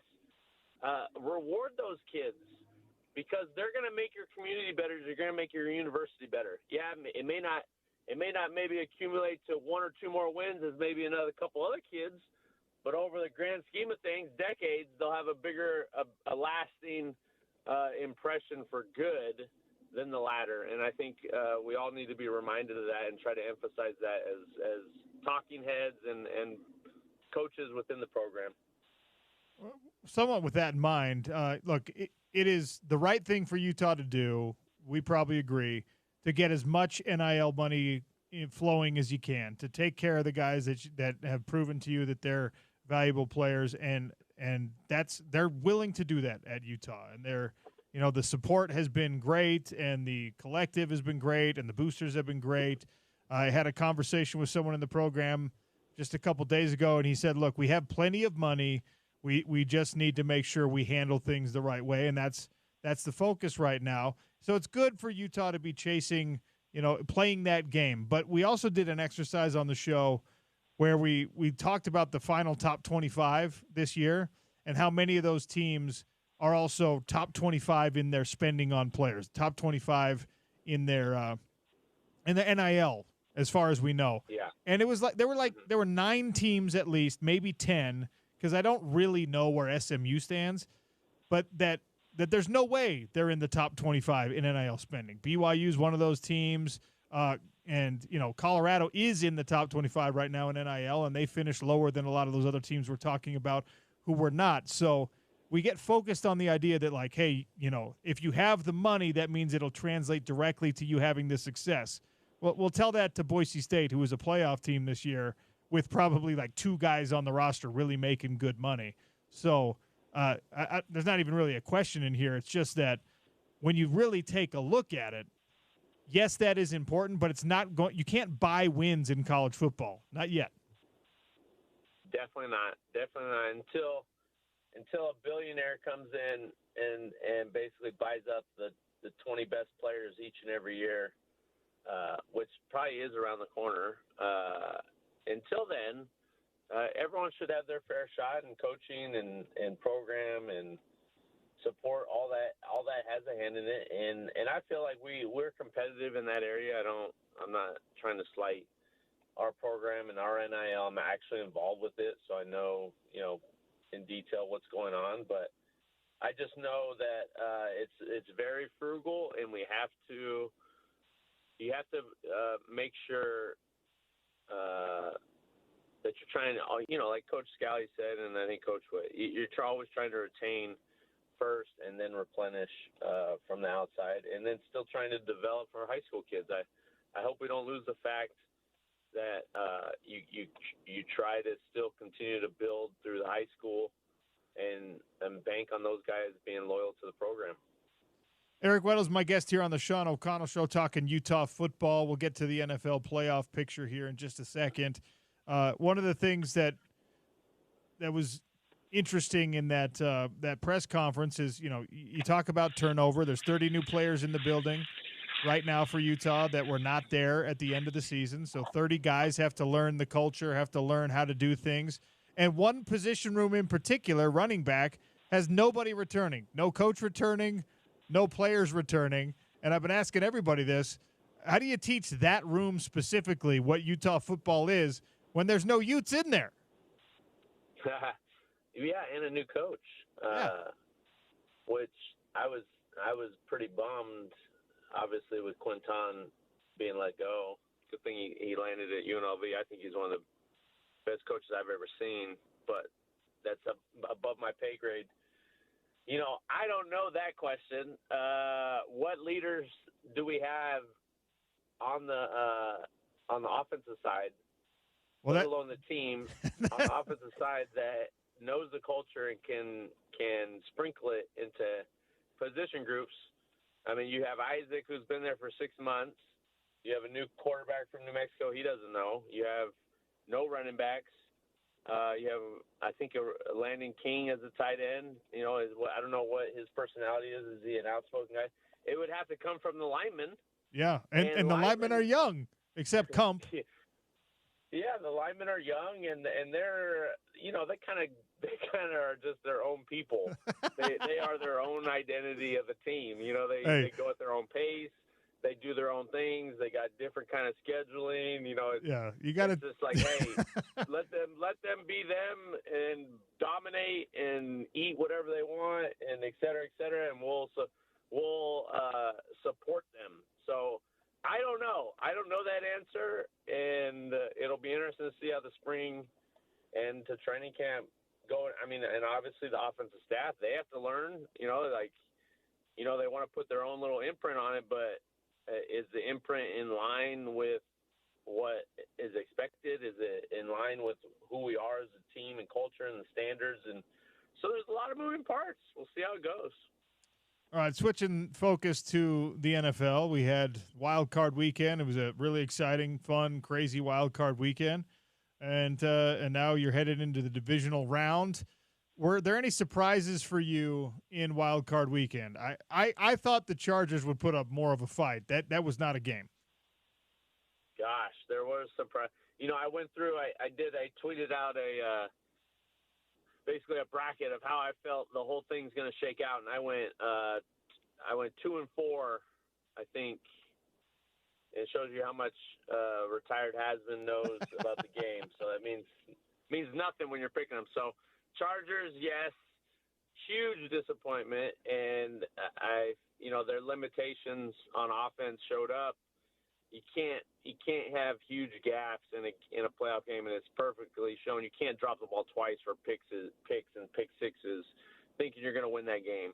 I felt Green Bay. I picked Green Bay, and they were a no-show for whatever reason. Love regressed this year. Obviously, the injury had something to do with that, but he was not the same guy that threw for 30-something touchdowns last year and went to on the verge of going to the NFC Championship game. I felt the Tampa game. I mean, I picked Tampa, and Baker and company tricked that game off. So, just a lot of bad football, in my opinion, for a playoff first round. Not very competitive games. I picked the Rams, I picked the Ravens, but everyone else. Hopefully this next round will be better than the first, but the Chargers have to have been the biggest disappointment of the first round. Well, I feel like at least one of the games this weekend just has to be good. Bills-Ravens is a great matchup. That whoever wins that could be a big-time threat, even to the mighty Chiefs. How do you see it going? Yeah, huge game. They played earlier in the season, and the Ravens got after them. I think – home field advantage is a thing in football.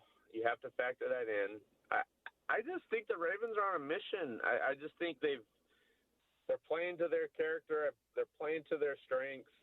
As long as you run the offense through the running game, which is Lamar and Henry, not just Lamar, not just Derrick Henry, setting up and letting Lamar be himself through the run game and the play actions and letting him be him, the MVP, back-to-back, they will win. They're the better team.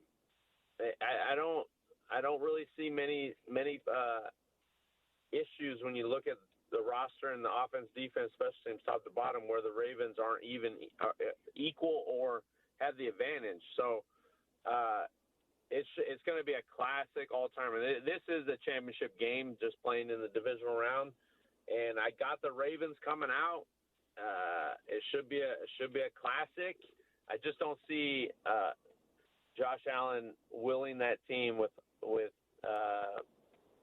him against that defense. The defense is playing too much right now. I'm watching SportsCenter right now as we do this show, and your guy Ed Reed is on SportsCenter. He was named the offensive coordinator of his son's high school football team. Offensive coordinator for Ed Reed. How good is he going to be at that job? He'll be awesome. It's funny that when defensive guys go to the offensive side, everyone kind of raises an eyebrow, like, "Whoa, what do you mean?"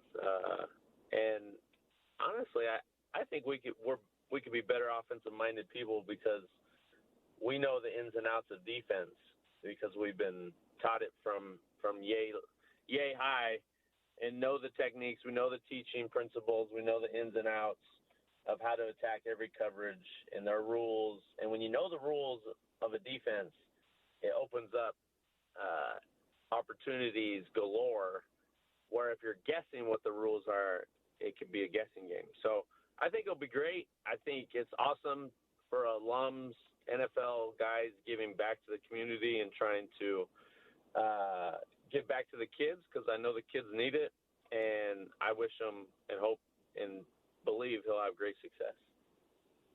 Wasn't Urban Meyer a safety when he was a player, and then he became a great offensive mind to support your point? I believe so. I don't know how much safety he actually played, but you're such a you're such a hater on all of us guys who just weren't good. All of us who just weren't good.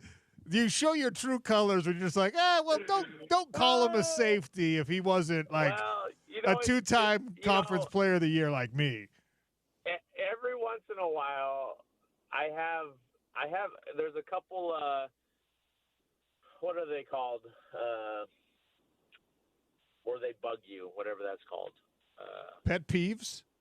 Yes, pet peeves. So pet peeves of mine are when guys like in their bio say ex-NFL player, and they had a tryout with an NFL team, right? Or Hey. You went through training camp and you got cut before the season, or you played in a preseason game. Like, I just take it as disrespectful for the guys that actually played. So It's kind of a pet peeve of mine. So I have no clue about Coach Meyer. It's more of a joke because Coach Meyer is kind of a weird guy anyways. So it's just it's a pet peeve, like, to remind everyone, like, it's really, really, really, really, really hard to make it. And we have a lot of people everywhere that spout that they're NFL guys and they're not. And then the kids and the parents fork out money because these guys are frauds. So that's really why it bugs me, because of the advantage they're taking of it when they weren't close. They'd never made it. So don't say it. I have in my mind a mental picture of a guy that we both know who that is his social media bio on all platforms. And I'm not gonna put him on blast too hard, but it's the NFL team that he got exactly 5 days with 15 years ago, and it is still the first thing on his NFL bio. He was there for a summer OTA. He had that and nothing else, but the very first thing on the bio, the identity is ex NFL team. No, I think I know who you're talking about, and I've talked to him about it. And obviously my talk didn't resonate because it's still on there. But we all know the truth, gentlemen. We all know the truth. It's an easy Google search of really what your NFL career was, and you better. You know what? You better be truthful. I know your pain, because I do the same thing when people say former fighter.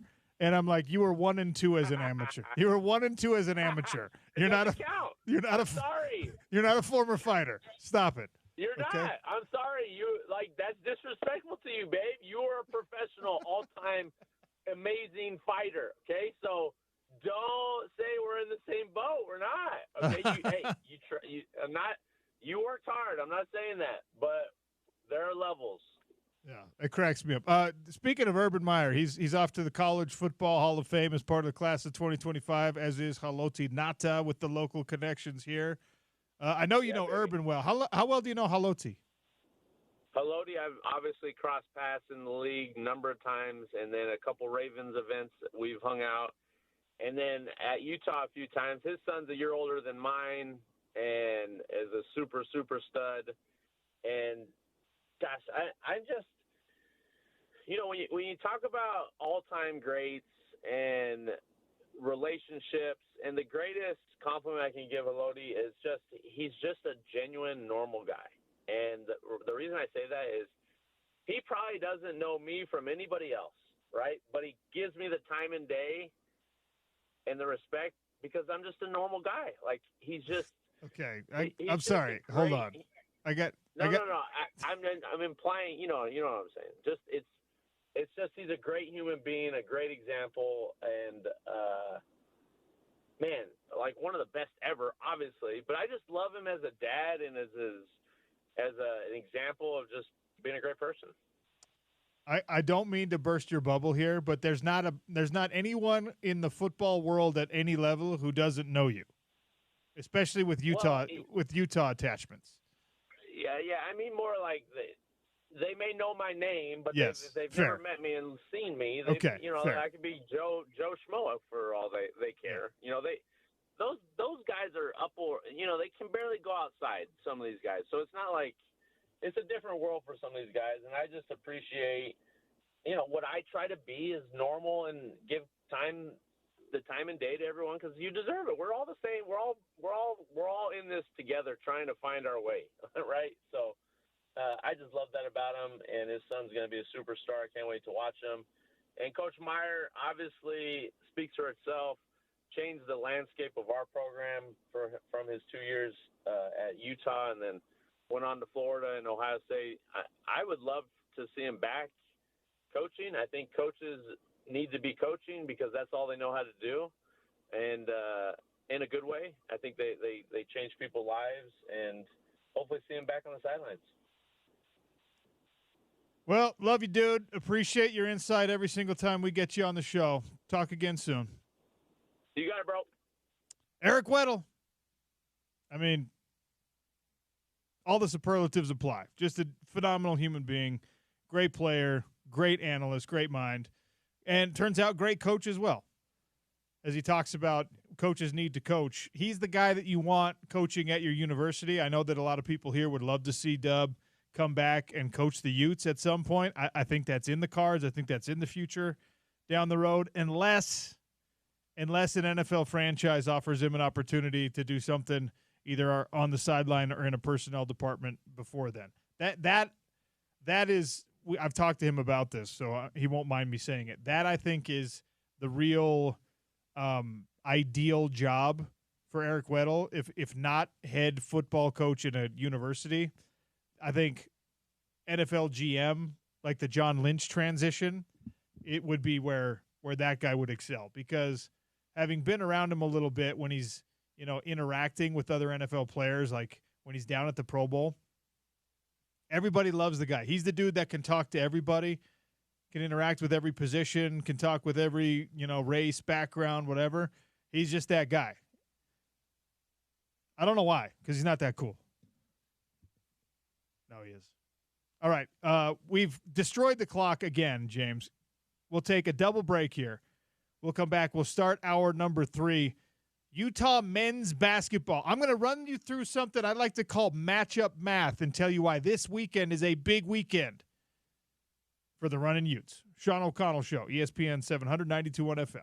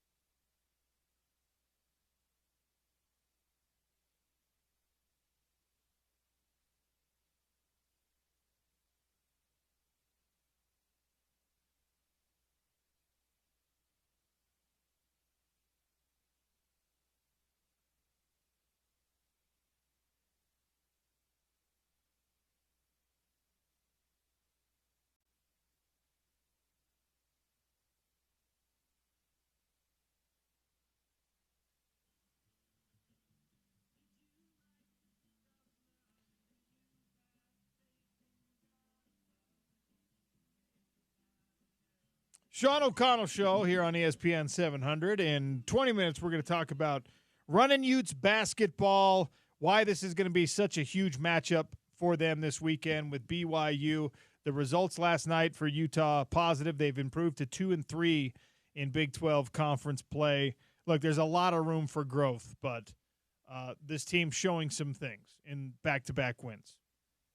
Before we get there, I want to talk about something that I was reading through a bunch of stuff yesterday and talking about the changes in college football, talking about the changes that could affect the University of Utah, your Utah teams, as you observe them, as you follow them. Already that has changed very drastically in the last 5 years or so. The transfer portal for some has eroded interest. For others, it has just made it a little bit harder to follow, but maybe you're more dialed in because you have to be more dialed in. You can't just make the assumption that the guy who was here last year is going to be here again next year, and that's your favorite player last year, so he'll be your favorite player again. Like maybe it's created a more nimble fan of you. I don't know. But as I'm reading through some of these articles and some of the proposed changes with the revenue sharing coming up, there's this kind of haunting thing that is sort of slid in as a single sentence in almost all of these articles about the eventual revenue sharing model, about the $20 million that is going to be coming in from television contracts and the revenue from the university, the relationship with the players. There's actually two things that get thrown in there very casually, and we should pay very close attention to them. Go read an article on CBS Sports, go find one on ESPN, go find one on Sports Illustrated with the changing landscape of college football, and you will find, in 9 out of 10 of them, you will find these two things. You will find collective bargaining thrown in there as like a, hey, that might happen, but it's well down the road. It's like far away. So with the lack of collective bargaining or until collective bargaining and then whatever, right? That's not something we should be throwing away as a sentence. Collective bargaining is coming to college sports. It's the only way that you could possibly make the current model sustainable. And as soon as revenue sharing is a thing, absolutely collective bargaining is going to come into play because everyone and their dog is so litigious now that someone is going to find a reason to sue for more money from the school and more money from the NCAA. And you just need for everyone to be on the same page sooner than later. Players, universities, coaches, if the NCAA is even still involved or if football breaks away and does its own thing, we'll find out in the next 5 years. But collective bargaining in the next 5 years is going to be part of the college sports landscape. And even though I want to push back on it and I want to say that is a departure from amateurism and that is a departure from all the things that make college sports great, it's actually something that is so desperately needed, I can't push back anymore. I can't say I don't want it because even though it's a necessary evil, and I think it's kind of an evil, it's necessary is the operative word there. If you go into a collective bargaining situation with your university, with the body that oversees whatever college sports becomes in these next 5 years, and you just know where you sit, you know what the rules are, every decision becomes easier to make. Right now, the decisions for the governing bodies are impossible to make. Decisions for coaches are damn near impossible. Decisions for players are completely impermanent and not even real decisions at the end of the day because you can leave the school you signed to 9 days later, as that kid from Oregon just did. Like,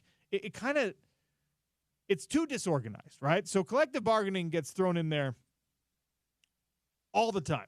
But the more pernicious one for me, the scarier one for me, is a lot of these articles will also mention in passing, almost unfailingly in passing, the possibility that student and athlete are separated.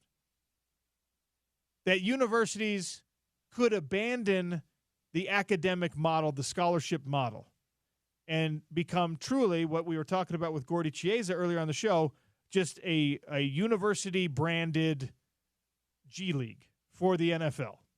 And I'm talking about football very specifically here, but it would apply in basketball and all the revenue-producing sports as well, where Look, if you're a skier on scholarship, the trade is always going to be, we'll give you an education and you will ski for us. If you're a tennis player, we will give you an education, probably for most swimmers, unless you're like truly Olympic level. Most gymnastics teams, it's going to be like that. But you get to the upper crust of the revenue-producing sports, and there is at least some conversation. There is some pressure from not yet powerful people, but of like, hey, let's just not do the student thing anymore. And I put a poll question out there about whether or not you, the listener, the fan, the observer, would support a separation of student and athlete in college sports. Do you still renew your season tickets if the guy carrying the rock and throwing the pass and catching the touchdowns is not a student at the University of Utah? He's just like a mercenary free agent developmental athlete. He's a G League player. The model that we have all loved for so long is student athlete. But here's the thing, James. We have no idea about the student part. Like, do you have any idea what classes Devin Dampier is going to be taking?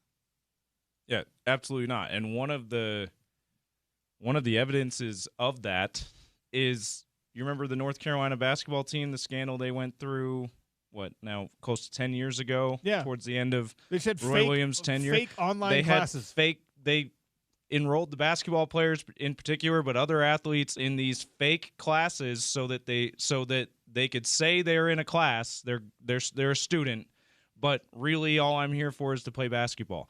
That's illustrative of there really isn't nearly enough oversight on that. There really hasn't ever been. That was going back to Dean Smith era that the accusations of that were, and they got sanctioned and lost some wins and all of that. So yeah, like we do not know about the student thing. We have a lot of assumptions about the student thing, but that assuming something and knowing something are two very different things. Your guy Cardell Jones. My guy. You remember this tweet from, when was this? What year was this? I don't even remember. Was it after somewhere close to the national championship? Why should we have to go to class if we came here to play football? Yeah. We don't come to play school. Classes are pointless. That's why he was still at Ohio State. Yes. we had John and Neepkins on yesterday. That was in 2012, by the way. Listen, just to be clear, we're not accusing Gianna Neepkins of anything. No, she said the opposite thing. Yeah. Gianna Neepkins was on, and I said, "What's your class schedule like?" And she's like, "Oh, well, I got online classes, and then I got one in-person class." And I'm like trying to be funny because I'm an idiot. Hey, is it harder to get up and go to the one in-person class when that's the only one you have? It's easier to be lazy. She's like, well, no, attendance is mandatory, and school is important. Yeah, I'm like, oh, okay, great. So yeah. That's like two different other end of the spectrum from Cardell Jones. Gianna Neepkins understands a couple of different things. She understands that even if she gets to pursue pro opportunities in the WNBA, the money there is not generational wealth that is going to, change your outlook permanently on things like housing and stability. And also she knows that professional opportunities are not guaranteed, and you've got to go to school and get a degree that hopefully is useful to you, which is another problem that we could talk about the American educational system, higher education right now. But as these things are just kind of like dropped in there quietly, it's not different than it was 10 years ago with NIL, with pay for play. It's not different than that. You go back to 2012 when Cardell Jones made this comment, and I guarantee you can find some articles, and people were just like, well, eventually players might get paid. Yeah. And they were just like casually dropped in there. And now that is the reality. So you're feeling like these casual sentences about collective bargaining and maybe there'll be a separation from the football team and the university is the same thing.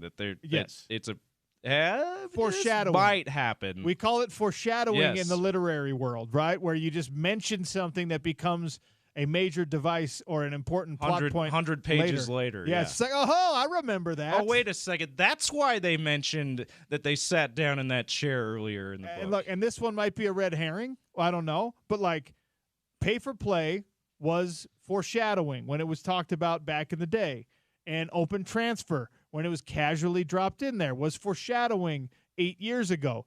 And this idea that is sometimes, actually quite often shared as an afterthought, is it foreshadowing? Are we on our way to a situation where the student athlete is separate? And look, non-revenue producing sports, you're going to be student athletes. That's the only model that works for anybody. But for football players, maybe you're given an option where you're just like, hey, here's the deal. You're going to get $100,000 to come here, or you're going to get $50,000 and tuition. Which would you like? And at a place like Utah State, at a place for half the roster at Utah or 2/3 of the roster at Utah, same thing at BYU. Like, the right answer is to take the education, the free education, and leave some money on the table in favor for the free education. For a lot of people, like at Ohio State, they're not going to be recruiting students. They're going to be recruiting athletes. Right now, Ryan Day doesn't give a bleep how many of his guys have great degrees and jobs after they graduate. Watch out. Notable Notre Dame guy saying something about Ryan Day he doesn't like. He's gonna, after the game, he's gonna be like, "That's Sean O'Connell." I didn't like one word of what he said in Salt Lake City. Lou Holtz has got he's like the buffer.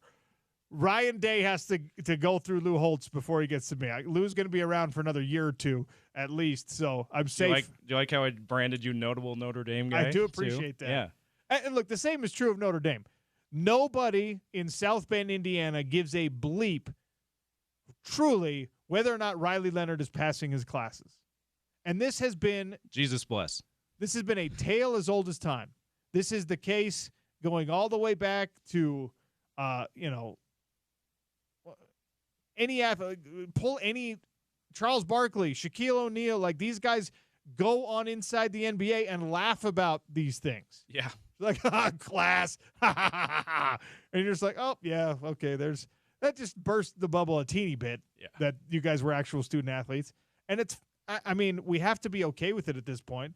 Right now, okay, there are probably 10 guys on a lot of the rosters for teams that you care about who are just not interested in school at all, that are only there for the football part.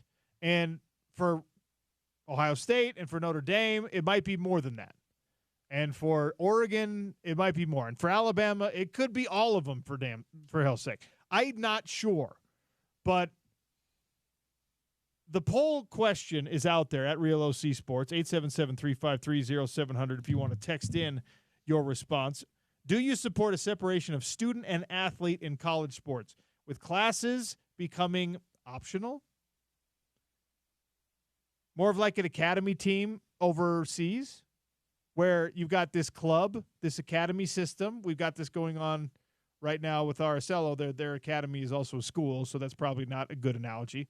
But, like, if you go over for, like, European rugby teams, they've got, like, their minor league developmental system where the guys, like, instead of playing college rugby, they are tagged as elite talents. They do school separately if that's what they want to do, and their club team is their club team. They're in a developmental, the coaches, the personal trainers, the nutritionists help them be a better rugby player or a better soccer player or a better water polo player or whatever the heck you're into. And school is, you're allowed to go to school, but school is a separate thing. Yeah, they're training to be professionals from the time that if they're elite prodigies, from the time they're 11, 12 years old. Yeah. Luka Doncic in the NBA, it's the European basketball system tries to follow a similar model. Luka Doncic has been a pro since he was like 14. When I was gone in Jokic December, probably too, by the way. When I was gone in December for when I did my dual cruise / work situation, went on the cruise, went to Lyon, France from the cruise, okay? And while we were in Lyon, we went to a professional basketball game. It actually was kind of neat. Little intimate, small arena. Couple of former Pac-12 players. A couple of USC guys were on either side. But I'm looking at it, and there's also, on this team of professionals, there's like a couple, like one NBA rollback type of guy who got his cup of coffee in the NBA. It's ex-NBA player on their Twitter profile, probably. Definitely. But it's like, 20 to 30-year-olds for the most part. And then on one of these teams, there was a kid, and I forget his name, but he's a French basketball player. You look at, he's sitting on the bench. He's clearly like a role player at this point in his career. I'm like, that kid cannot be more than 14 years old. You're like, that's a middle schooler. That's a junior high kid, freshman in high school. That is an awkwardly tall, scrawny 8th grader. And so, we have supercomputers in our pockets these days. I pulled out the internet, and I Googled this guy's name and the French club that he was playing for, and he was 16 years old, playing for this French professional basketball team, right? He is an athlete. He's a student, maybe, but he's an athlete. He goes to, if he's a student, he goes to school somewhere else, not included with this club team. Yeah. And I'm just like, what? That is wild. But, we saw that with some guys in Major League Soccer. Freddie Adu came over and was like 14 when he started. And you see it all over the world in other sports. And we can't pretend we do it better here. It's like this system is broken in a lot of ways. That system might be broken in a lot of ways, but which one is broken better or worse? Right now, 66% of the votes coming in say, no, I would not support a separation of student and athlete. And I feel the same way. I want to make it clear, but I only feel that way because this is the way it's always been done. This is the tradition. It's not because I actually care what classes they're taking or what degree they're getting. And that's a me problem, not a them problem, not a system problem. Because I just had this conversation with Eric Weddle. I'm being a hypocrite here because I want these people to be developed into better people. I want everyone to leave their college athletics situation more equipped to be a successful member of society. In the case of football players especially, I want them to move on to be good men who raise good children so that we're all, living in a happy society. Is the student part of that important? Well, probably, because if you have someone come and you play football and you don't learn anything else, all you learn is how to be a football player and all you focus on is how to be a football player, you sure as hell better make the NFL. Because if you exit college and you're a 22-year-old with no discernible skills or education, you're in a bad spot employment-wise. And when you're in a bad spot employment-wise, things can go south for you very, very quickly.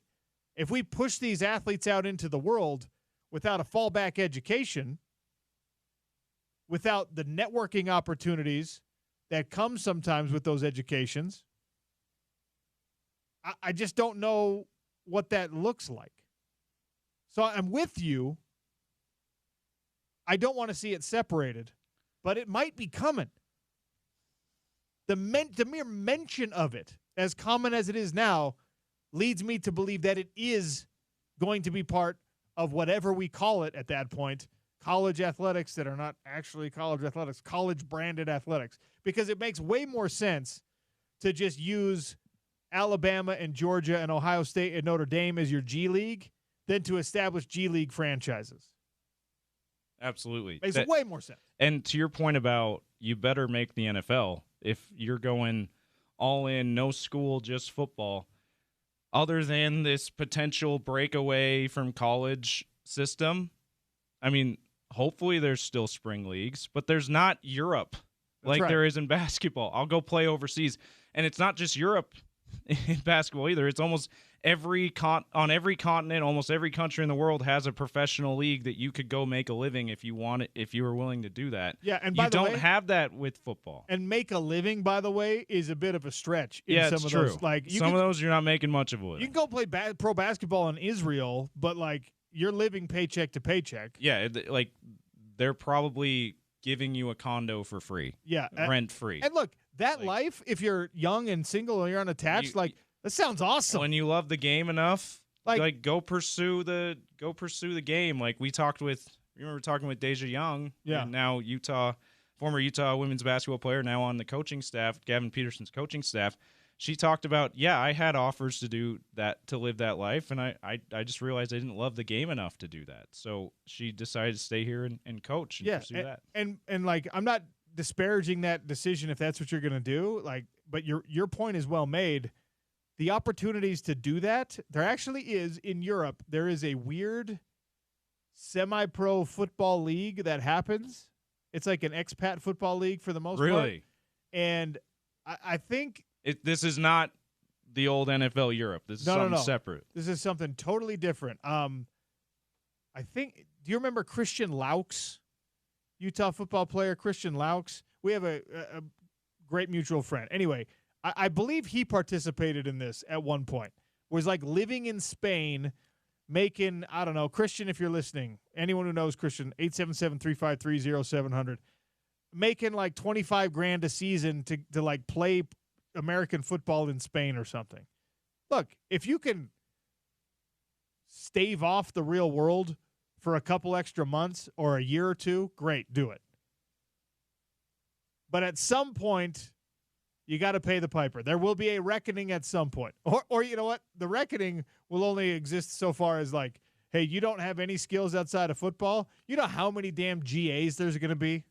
Oh, my gosh. You know how many guys are just going to be like, crap. All right, well, I know football, so can I coach here?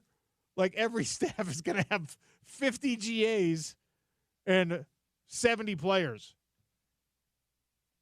Yeah, as far as where I stand on this, I've actually given a lot of thought to this personally because I've been more than a little bit frustrated with what in some ways has become a farce of educational institutions. And when you're talking about some schools' seemingly relationship to their big-time college athletics, football, men's basketball, whatever it may be, I've been frustrated that these institutions who are supposed to be academic first seem to sell their souls for the sports. Even though I'm a big sports fan and I like seeing great programs do well, it's the hypocrisy bothers me. So I voted yes on this just because of it might be good to just have a separation, to just be true about what things are when it comes to football. But you bring up a lot of good points that complicate things. If we're just talking about this being a G League, a minor league, then we're talking about guys in their mid-30s being signed as free agents maybe on these who flamed out in the NFL but want to keep playing football. They're going to be Ohio State Buckeyes. They're going to be Utah Utes. They're going to be Kansas State Wildcats. You know what I mean? Like, I'm not sure I'm comfortable with that kind of a professionalization, but voting yes to that, the guys who are actually in power saying, let's establish something like this, breaking away from the universities, we might just be signing off on that sort of a thing, which I think would be too much of a detraction from college football. Okay, here's how you can decide if you're comfortable with that model you were just talking about, it like random like 30-year-olds being on the college campus at the games and stuff. I'm going to give you a test case, okay? So I don't know if the rule has changed or not, but when I transferred to Weber State, the cheerleaders, all the male cheerleaders were like in their late 20s.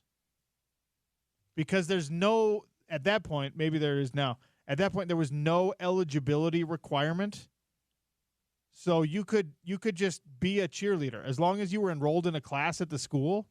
So there were like all these relatively old guys that were like the male cheerleaders at Weber State. I don't know if that's every school.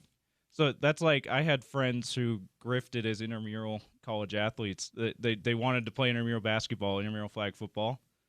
So they took a 3-credit class every semester until they were, 30. Yes. So they could still play intramurals. Yes, that's what I'm talking about. So if you if you're worried, like, I don't know, am I going to like it if you got like 28-year-old dudes coming back to Ohio State to play?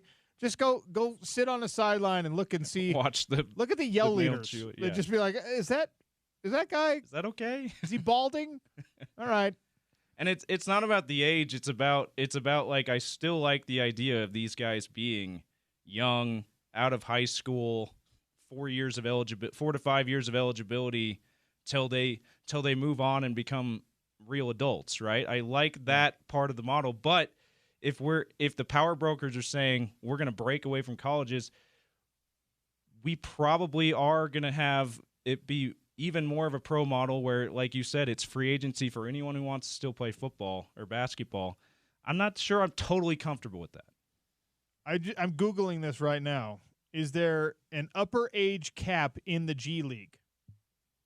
Is there a maximum age to play in the G League? That's a good question. Not that I'm aware of, but maybe. There is not. Minimum age, you have to be 18. There's no maximum age cap. So I was reading some articles. I saw this. The casual mention of, collective bargaining could have end up being part of this thing. Also, there may be a day when student athletes are not required to maintain any academic sort of standing with the school. And I put the question out there, would you be comfortable with that? The overwhelming response right now is that people would not like it. And I'm with you, even though it is, when you actually pay attention to your own thoughts on it, it's like kind of hypocritical. It's kind of counterintuitive because you don't really know what their educational situation is, and you probably don't care what their educational situation is as long as they're helping you win football games or basketball games or gymnastics meets or whatever. So that's where we're at right now. I think, James, this is foreshadowing. I think it's coming, and I don't like it, even though maybe I should. All right, time to take a break. I put another poll question out, actually 2 more poll questions out, that the results surprised me. I asked who your horse in the race is. You, the collective, the royal you, out there listening. Who's your horse in the race in the upcoming divisional weekend of NFL playoffs? I thought I knew what the responses were going to be, and as is often the case, I was wrong. We'll talk about it next on the Sean O'Connell Show, ESPN 700, 92.1 FM.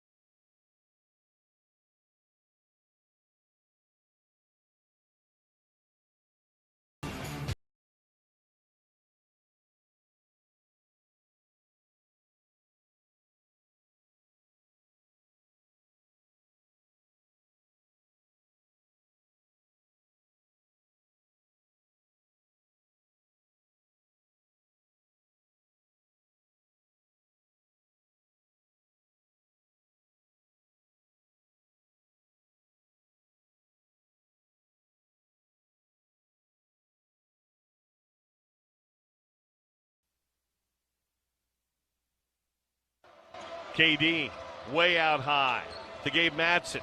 Madsen at the foul line. Back to KD. Drives his way down and throws it down with a big right hand. A big old dunk for Keanu Dawes.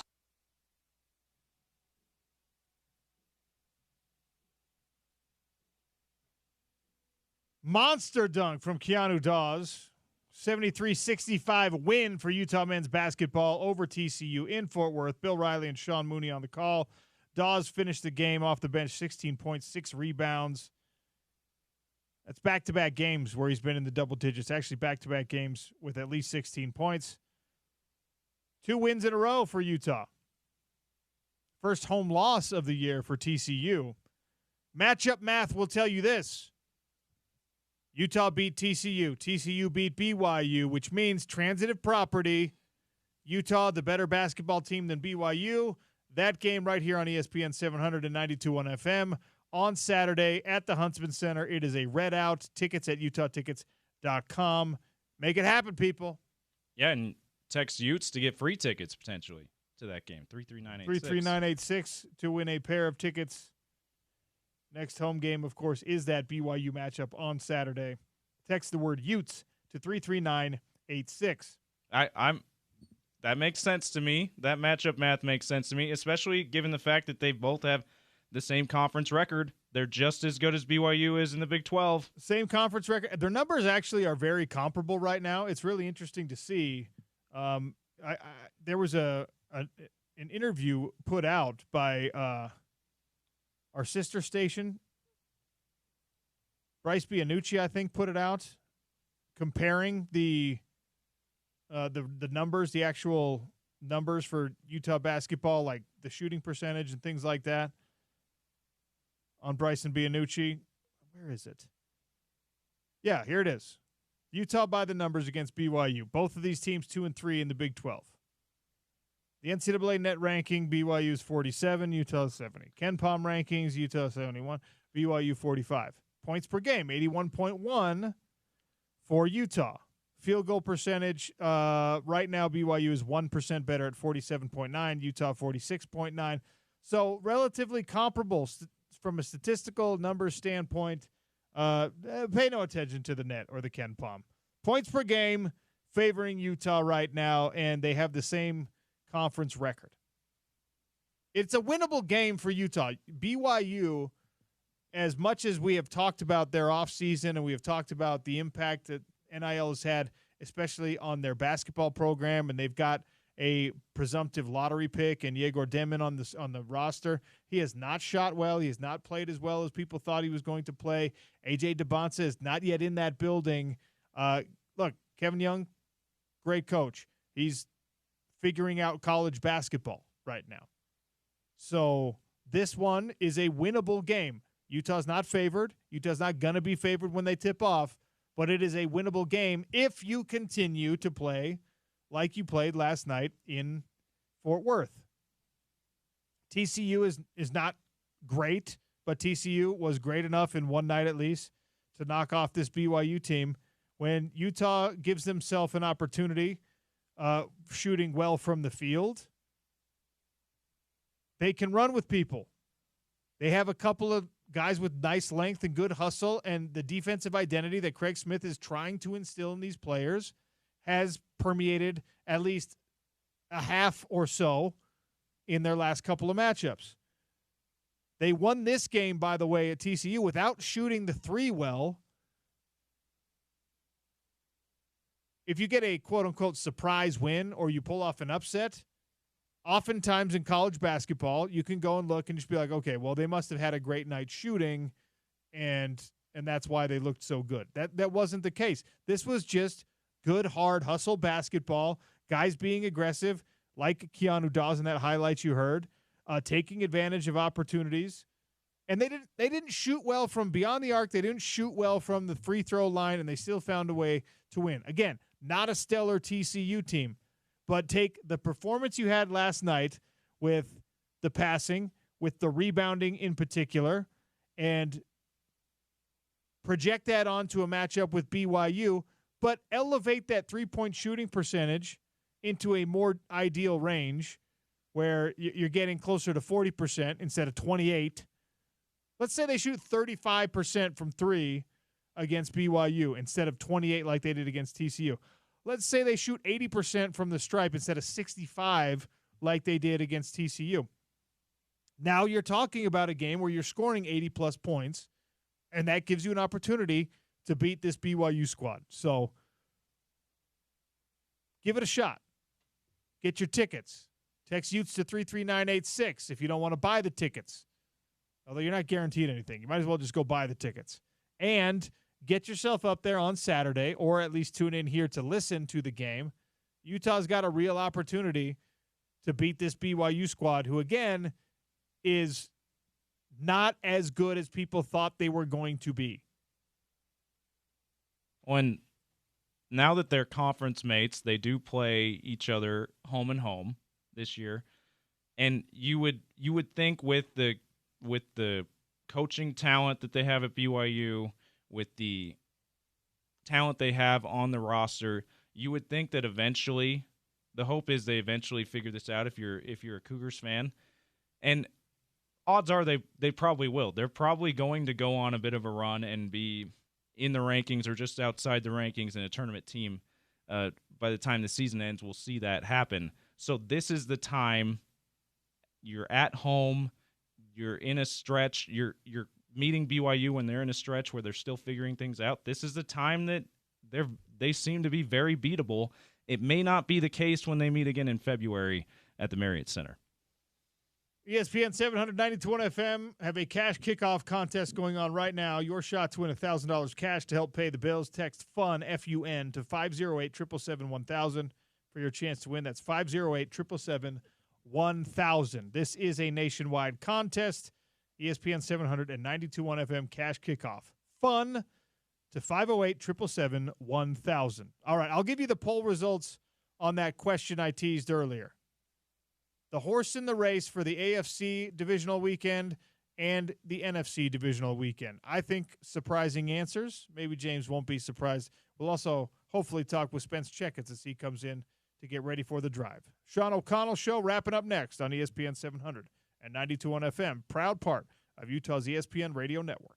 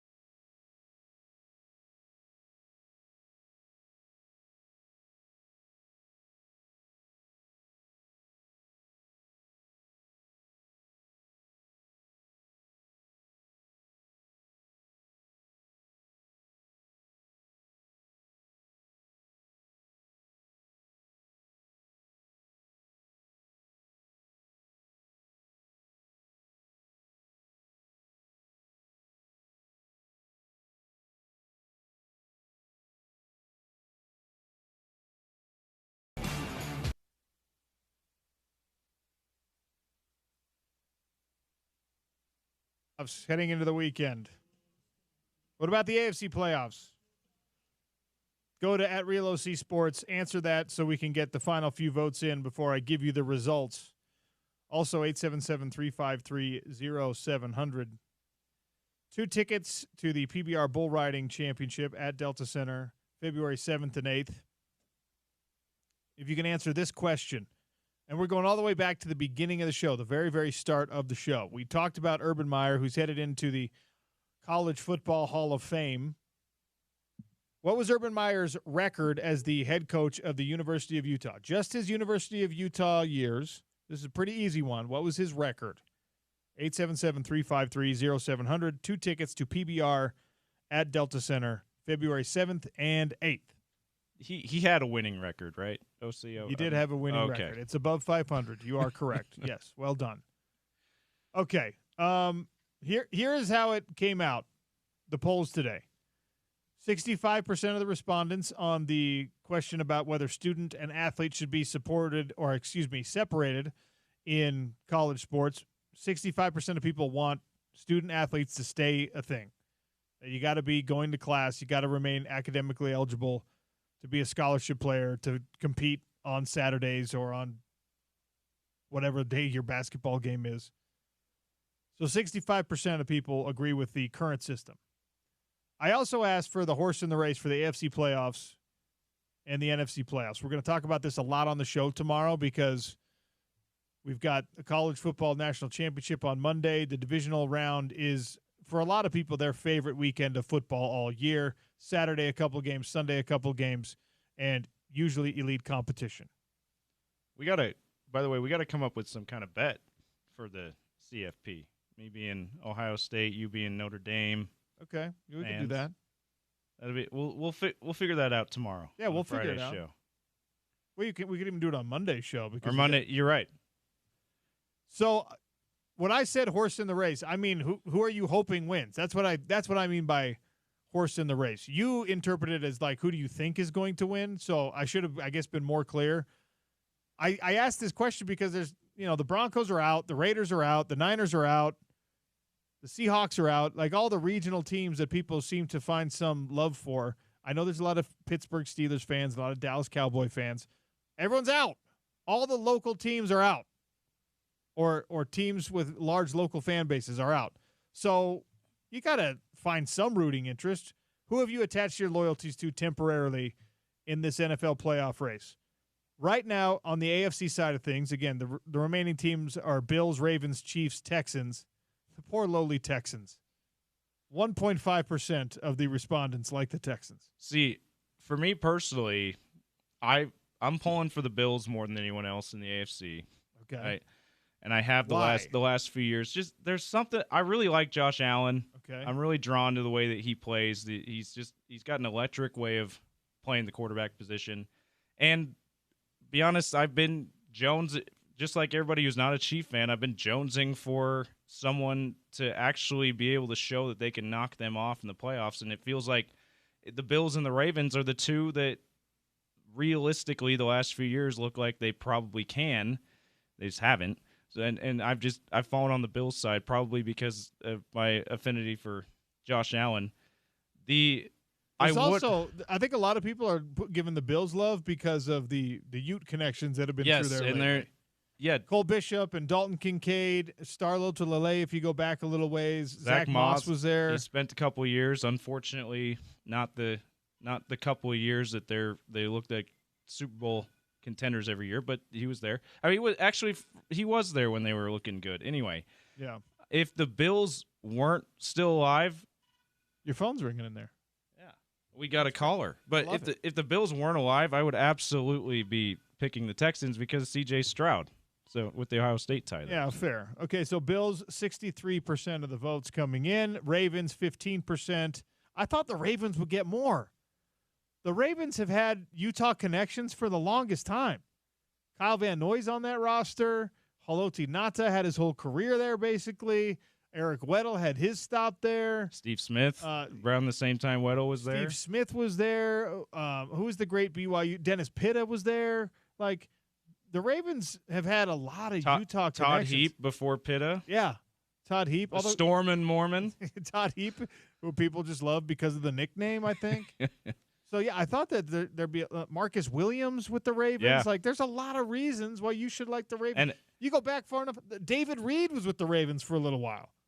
So they're likable, too. Like, the same reasons why I'm drawn to Josh Allen, you could say the same thing about Lamar Jackson, too. Like, even if you're not thinking with your ties to your favorite school, like, they've got a lot of things that make them likable, too, the same way that I feel drawn to the Bills for their likability. Let's see. The Chiefs are 19% of the vote. You're all a bunch of bandwagon front runners, okay? I'm going to ridicule you for that. Very few of you started off like if you're Craig Bolerjack, if you're Bill Riley, if you're my friend Johnny Ritchie, you can answer Chiefs. Other than that, you're just jumping on the bandwagon, okay? And then in the NFC, Eagles, Commanders, Lions, Rams. The Lions just sprinting away with it. 75% of the respondents, their horse in the NFC race is the darling, the upstart, the Detroit Lions. Well, those are just Scott Mitchell and Luther Ellis fans, though, right? Like, those aren't actually Lions fans. It's just I mean, no. This is great. They're a great story. Okay. Everyone's jumping on that great story. I picked the Lions because just how great a story they are. Dave Gore, who was the producer for my show the first time I was here, Dave Gore is like a real dyed-in-the-wool original Lions fan. He's the only one. The rest of you jumped on the bandwagon, although they are a fun team to watch, and there are some local connections there. Although I think the Ravens have the most obvious, and the Bills have the most obvious local connections. Eagles not getting any love. The fighting Britton Covey's only 8% of the vote. Come on, people. Bobby Wagner and the Commanders, only 5.7% of respondents are rooting for the Commanders in the NFC. 75% of people loving the Lions. The Drive with Spence Checketts is coming up next, and Spence has joined us here in our Broadway studios. Hi. Hello. Do you have a horse in the race? No. I'd kind of like to see the Bills because I just think Josh is too good to not win. Okay.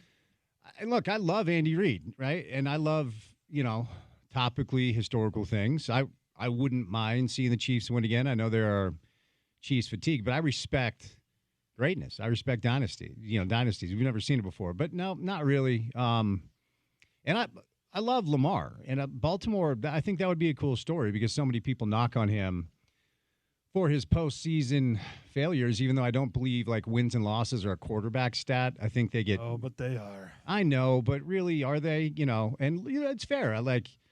For all of his regular season brilliance, he might win the MVP again. It hasn't worked out in the postseason. I don't think it's all on him. By the way, baklava shake. Yeah. Come on, man.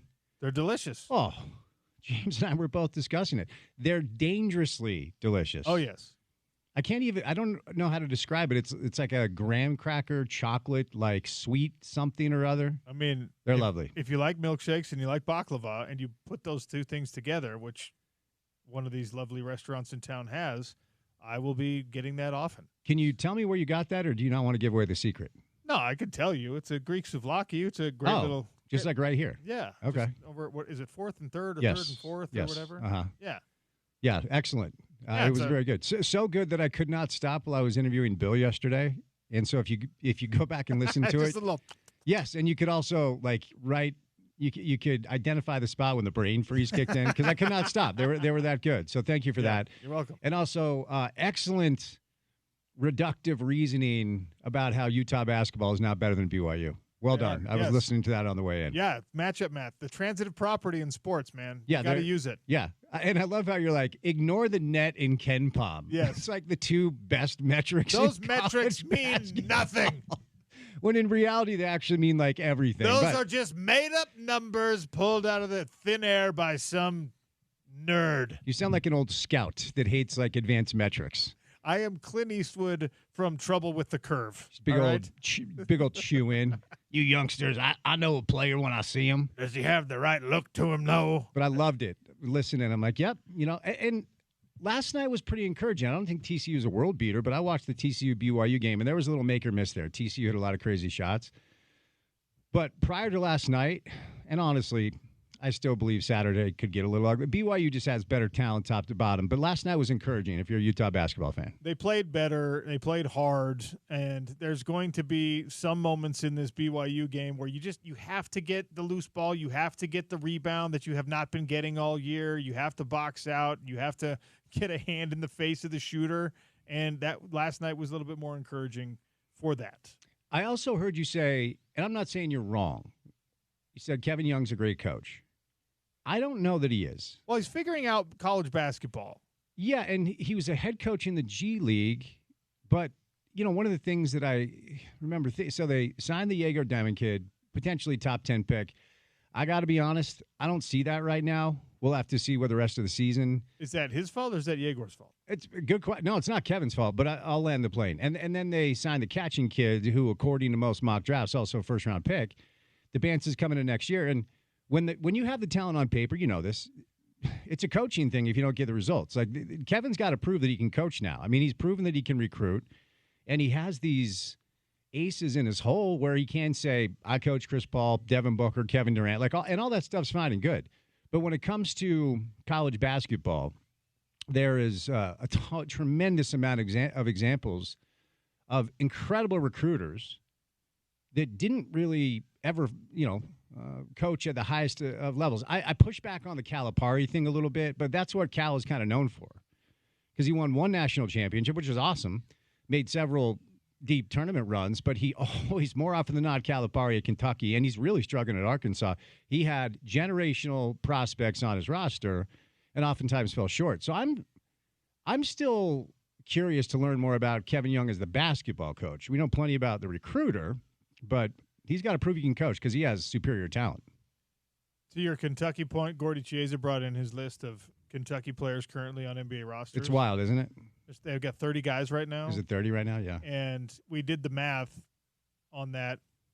Kentucky produces at double the rate, produces NBA talent double the rate that Alabama produces NFL talent. That's wild.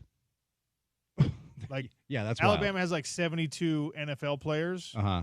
And obviously those are much larger rosters. Sure, and, yeah. Yeah, and Kentucky has 30 NBA players. That's wild. Yeah, and Cal kind of figured out the whole NIL approach before most coaches because he made no bones about it. He went in living rooms with parents and their child and said, "You want him to go to the NBA? Send him to play for me for 1 year. That's all I'm asking for, right? Yeah. That's it." I mean, that was his front-facing recruiting approach, and it worked because he got a lot of talent. By the way, do you have a dog left in the fight in pro football? Not so much. I mean, like I probably would say if I'm rooting, I'm hoping that the Ravens emerge in the AFC, and then I wouldn't be sad to see Dalton Kincaid and Cole Bishop get an opportunity to get a Super Bowl ring For or sure, whatever yeah. with the Bills. And on the NFC side, I can't believe I'm saying this. I want to see the Commanders ride this thing all the way to the Super Bowl. It would be a cool story. What a great story that would be. Yeah. Let Bobby Wagner, who's one of our favorite players locally, let him take another ride, take another run at a Super Bowl championship. That'd be cool. Yeah, and I do like McVay. I'm not sure they have the horses, though, because that defense is riddled with rookies, even though they've been awesome. But pumped for the weekend, man. Should be a lot of fun. What's coming up on the drive? We've got a lot. Gordon Monson wrote a scathing piece today on the lack of results happening right now in the Delta Center. The Jazz and the Utah Hockey Club have among the worst home records in their league. And Gordon wrote a piece today, so we're going to bring in Gordon on the program, Craig Bolerjack for a little Jazz basketball, Chris Comrade live in studio. And we'll start things off with Utah offensive coordinator Jason Beck. We don't get a lot of Ute coaches because of our time slot. That's usually something that you're able to do for the station, which is great. But we'll get Jason on. It's the first time I've interviewed him, so excited for that. Stay tuned for the drive. Thanks for listening to the Sean O'Connell Show. ESPN 700, 92.1 FM, proud part of Utah's ESPN radio network.